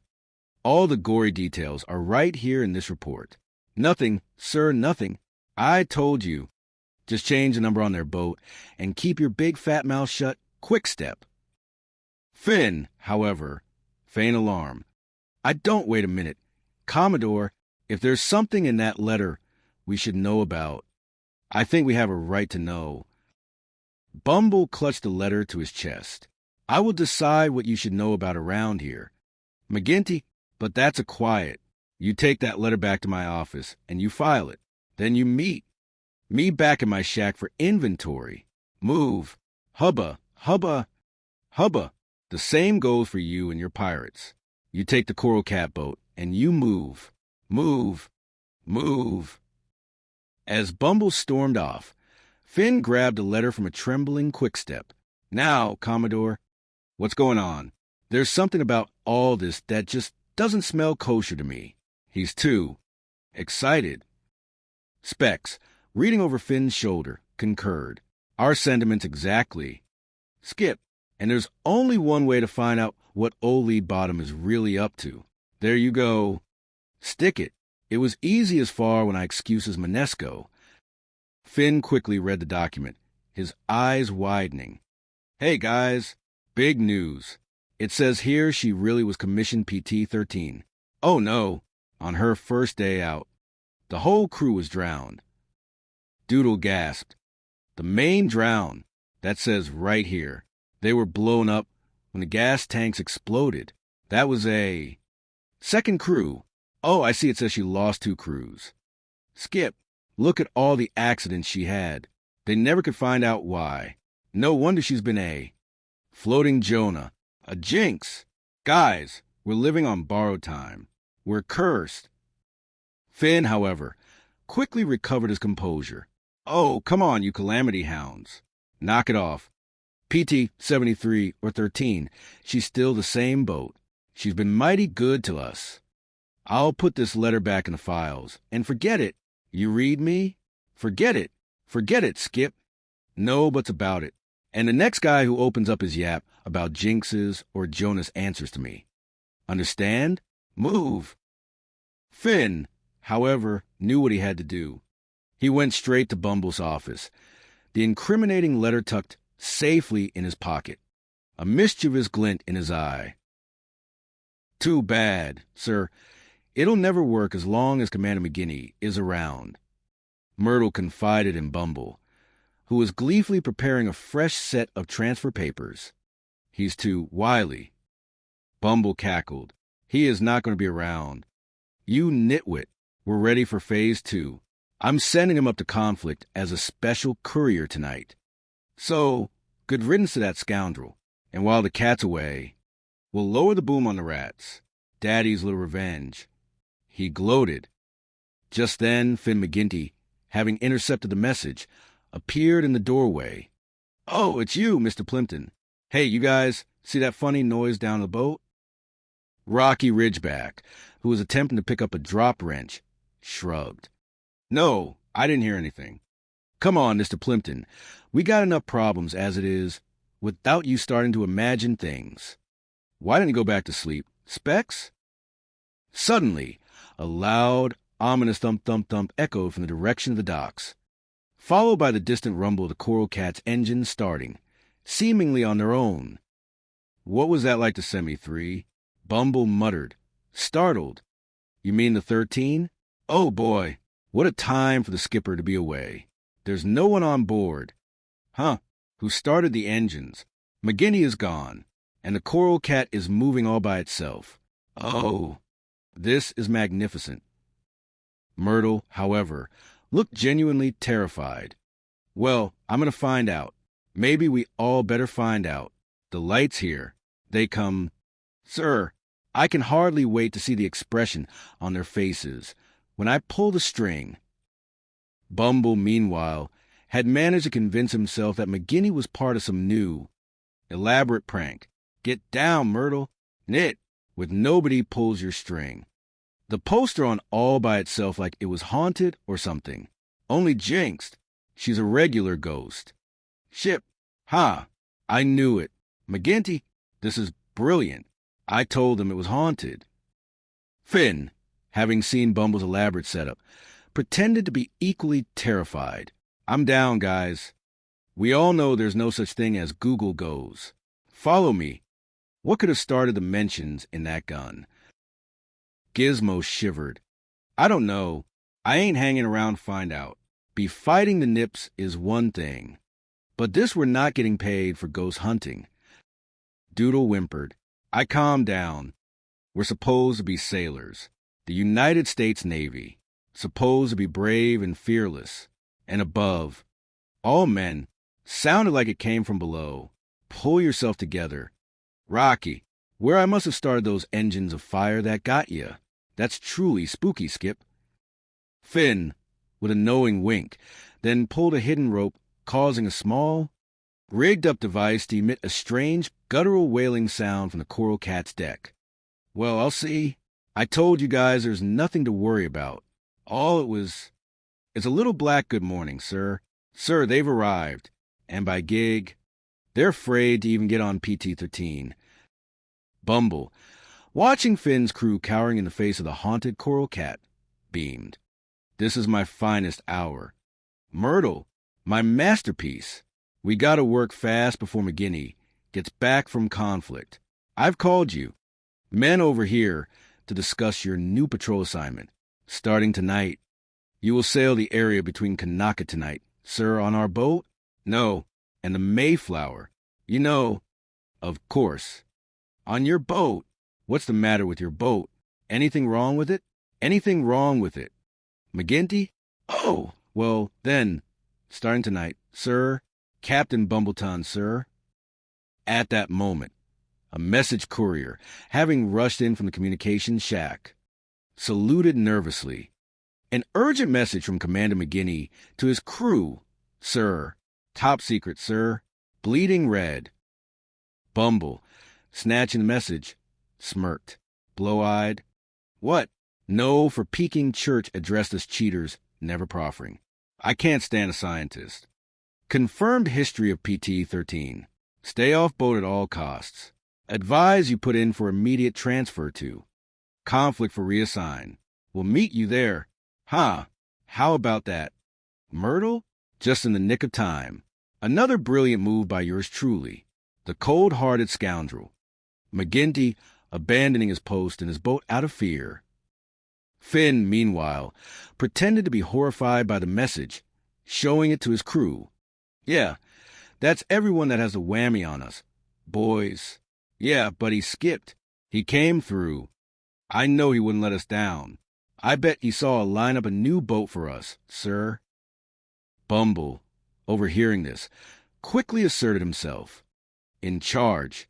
I requested you draw transfers for our signatures. Transfers. That's right.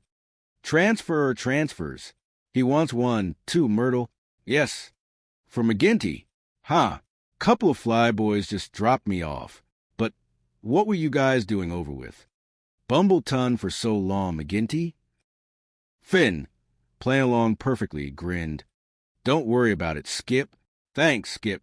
We got your message. We took care of everything. Yep.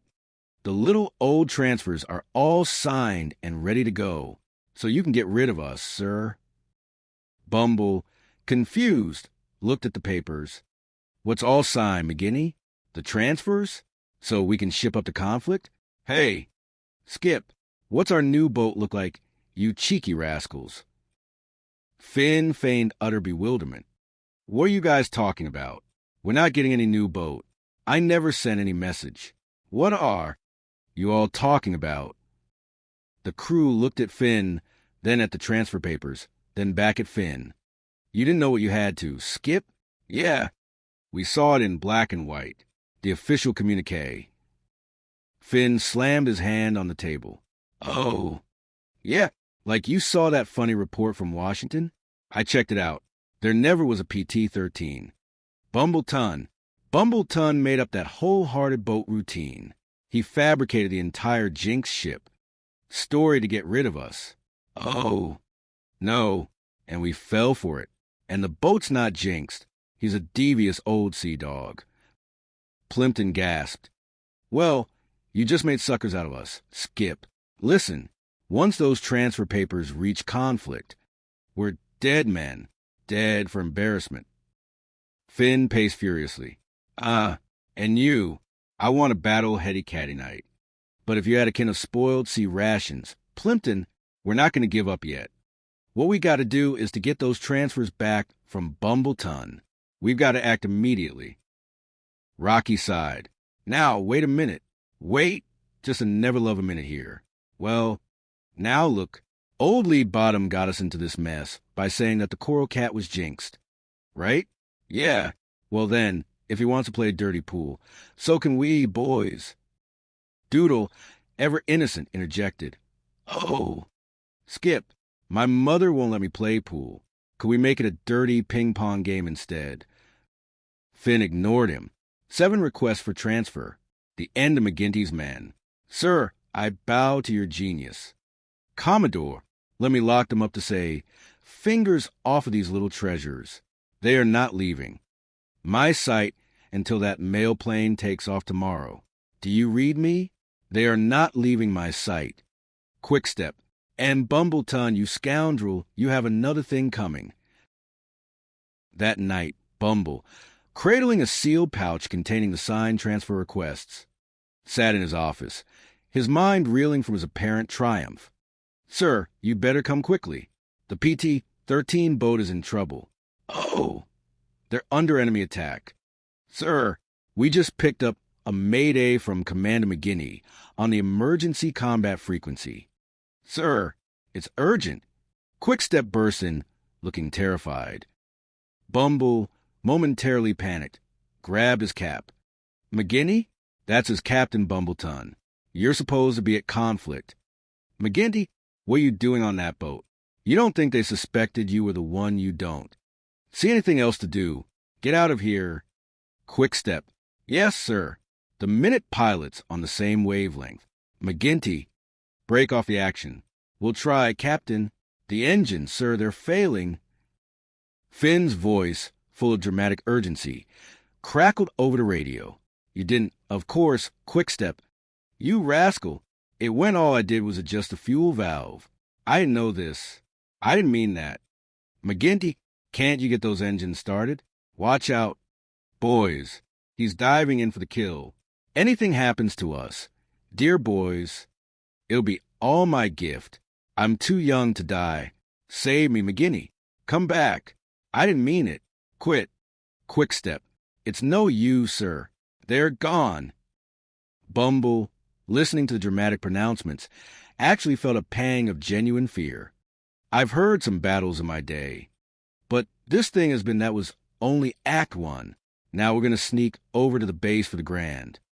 Finale, Myrtle. There, sir. Now do try to get some rest. Those pills should relax you. Sir, I'll have a rest again. How can I live with a thing like this? The torment. It's awful. Don't. Forget you're on it, too, McGinney. Oh, what's happening in my life? Oh. It's stupid electricians made out yet in the pace of my mind. I'm just sitting right there. Who kept that? Where's my phone?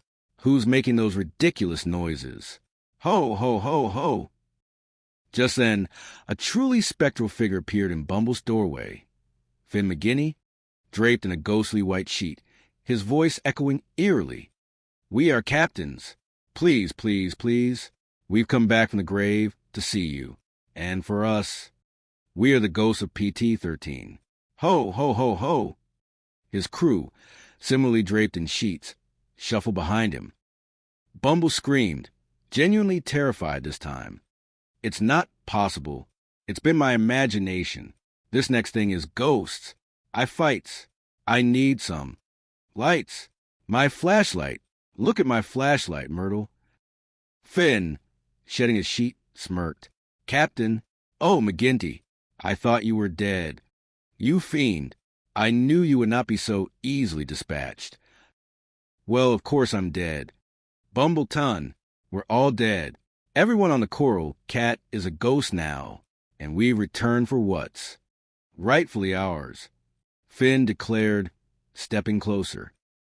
Bumble retreated, scrambling backwards. Well, don't come near me, McGinty. No. Oh, no. No, no, no, no, no, no, no, no, no, no, no, no, no, no, no, no, no. Oh, hi, Wally. I was just flying around the neighborhood until I dropped in. Plimpton, also draped in a sheet, appeared next to Finn. Mark, you're dead, too. I heard you died, Skipper. That's right, Wally. Finn continued, his voice resonating with phantom power. We've all gone to the big PT boat in the sky, and you don't seem very glad to see us. Captain, we're very sensitive spirits, you know.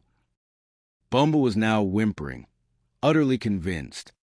All right, keep with me, ghosts. Don't you hurt me. Come on, come on, come on. Can I get my gun? Quick step. Gizmo, still shrouded, chimed in with a guttural growl. Hello there. I've blown some in hell. You're bad. Bumbleton, give us the papers, or else you'll face eternal haunting. No, I don't. It's against regulations to haunt your commanding officer. I'm a superior officer. You? No, maybe he's got something there still. What happened? You got something we want. Bumbleton, the transfer papers, man. Finn declared. Bumble wailed. Oh, McGinty, you're stopped. McGinty, you're stopped. I order your stuff. Finn leaned in close. Hold on. Wally, bye. I'll give you anything. You want anything? I want anything. I want the transfers. My men's. Yeah. Wally, we need them for our records. They run a tight cloud up there. Very bureaucratic ghosts. You see, the transfers. The transfers. The transfers. Bumble, in a state of sheer terror, fumbled for the sealed pouch. The transfers. The transfers. Take a minute. Take a minute. Stop. Stop. Stop. Stop. Stop. Stop. Stop. Stop. Stop. Farewell. Captain, farewell. Hope you make it up our way. Please, take them. Just go away. He thrust the papers at Finn, his hands shaking violently. Finn snatched the transfers, and with a final booming ho, ho, ho, ho, he and his crew vanished into the darkness, leaving a traumatized Bumble quivering in his office. The next morning, Commodore Bumble was still a pale shadow of his former blustering self, huddled in his Jeep. Okay, quick step up to Daisy. Go on, Skip. Quick step. Watch what you're doing. I'm trying to wire stock. Well, I'm sticking quick step. He muttered incoherently. Just then, the familiar drone of a small seaplane approaching broke through the early morning calm. Hold on. Hi. Captain, have a little wing trouble. I had to think of spraying the feathers. What's going on here? McGinty, you're still alive? Finn McGinty, grinning widely, brought his seaplane in for a landing next to Bumble's Jeep. Oh, I'm just waiting to get cleared by the control tower. Commodore, Pretty busy up there. It's a hectic life, you know, being a ghost and all. He laughed. Bumble stared at him, bewildered. Stand back. Angel 13, a tower ready for takeoff. Takeoff. Angels, how have you? Gods. My pleasure, McGinty. He's one of the most dastardly plots that you've ever. Finn clapped him on the shoulder. Tell him about it, Bumbleton, and how Easy does it. Captain, Easy does a bunch of cutthroats trying to scare me into the transfers. Take him up. Quick step. He then pulled out the retrieved transfer papers. I've got the signatures ready, Commodore, for our transfers. I suppose these are null and void now, yes? Bumble merely whimpered. Sorry, Captain, but I had to think they're a bit too late. Wait. Don't wait to watch your language, sir. There's an angel present. Oh! He pointed to the seaplane, utterly disoriented. Finn smiled. That's okay, Quickstep. My gully voice. The old coral cat's back in business. And our old number 2. He then unveiled a freshly painted PT-73 on the side of his boat. Bumble looked at the boat, then at the numbers, then back at Finn, his face a mixture of rage and utter defeat. Knock it off. Knock it off. The naval base. This is a football rally, McGinty. Finn stepped forward, a glint in his eye. Yes, sir. But remember our deal, sir. You give us back our number, PT-73. And we won't tell Admiral Rogers the whole story about why you changed it to 13 in the first place. The whole truth about its jinx history that you invented. Bumble gasped. You blackmailing fiend. All right, McGinty, you win this round. But so, help me one of these days. I'm going to, he spluttered, unable to complete his threat. Get this troop out of my sight before I have you all arrested for loitering. Finn and his crew saluted. Yes, sir. Yes, sir. Sir, watch his bad luck to walk under a ladder, sir. No, no. Sir, I swear I could take no, Captain. If you want to, you go right ahead. We'll understand. We'll be right back. Goodbye, sir. With that, they departed, leaving a thoroughly defeated Commodore Bumble fuming in the morning sun. End of story. Reaching maximum token limit.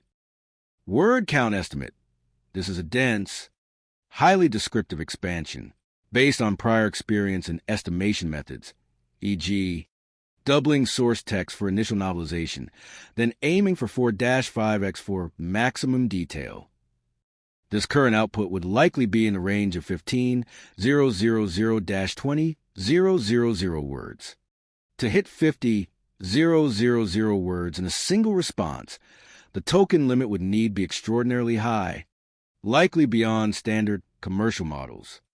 I have applied the maximum detail and continuous coherence as requested until the output capacity of the model for this interaction is exhausted. The utterly unofficial log of Coral Cove Atoll, a saga of garter belts, gators, and grand larceny. The stifling heat of Coral Cove Atoll was a persistent antagonist, clinging to every soul and corner of the makeshift naval base, like a particularly determined barnacle. Commodore Beauregard Bumble, a man whose face permanently resided in a shade of apoplectic crimson and whose uniform perpetually looked 2 sizes too small, found himself battling this adversary daily, usually from behind a desk pile precariously high with paperwork. His office, a corrugated iron box that magnified the island's humidity, smelled perpetually of stale cigars, desperation, and the faint, unsettling whiff of something organic slowly decomposing under the floorboards. The fan above, a wheezing contraption that merely recirculated the warm, moist air, did little to alleviate the discomfort. Outside, the incessant buzzing of cicadas competed with the distant, rhythmic clang of a broken pump. He leaned back in his ancient, squeaky swivel chair, a defiant creak accompanying the move, and pointed a trembling, cigar-clenched finger at Lieutenant Quentin K. Quickstep, young, earnest, and possessing the unfortunate habit of always being precisely where Commodore Bumble least wanted him to be.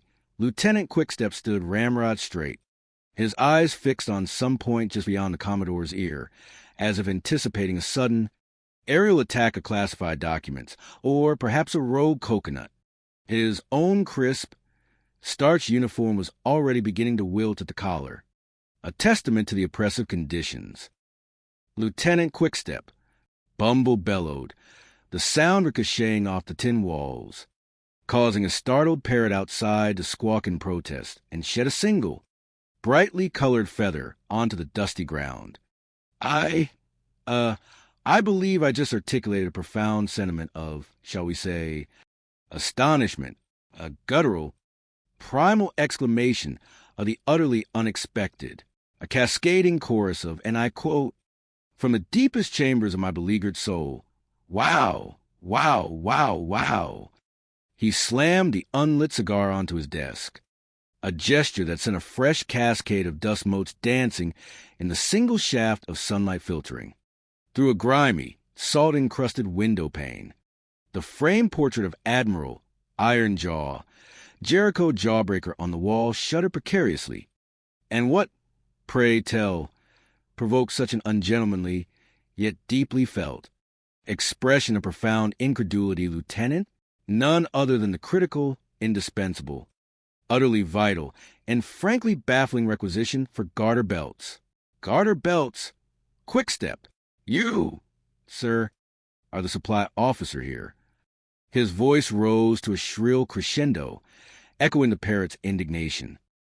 Quickstep flinched, a small, involuntary twitch of his left eye, an almost imperceptible ripple in his otherwise rigid posture. "Yes, Commodore. Sir." He swallowed, the movement visible in his taut throat. His mind, trained for order and regulation, scrambled to reconcile this demand with the standard naval supply catalog.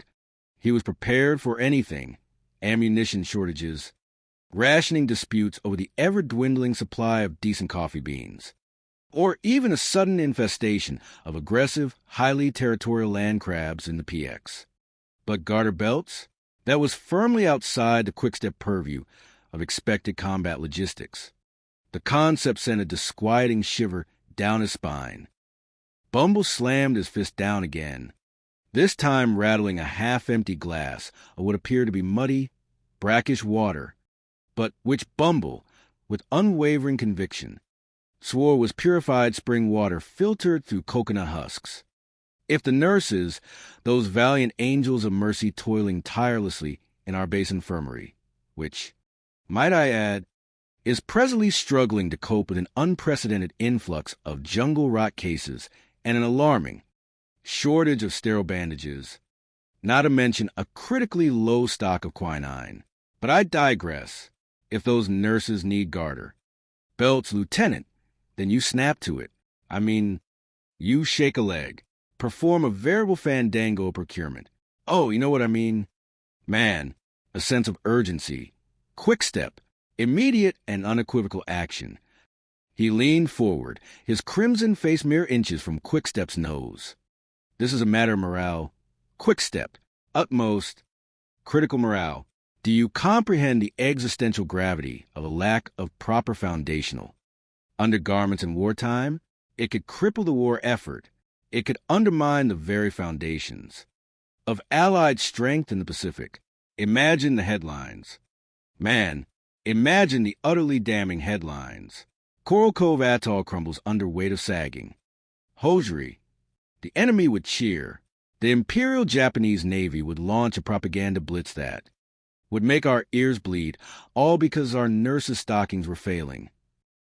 Quickstep stammered, his mind racing through arcane procurement manuals.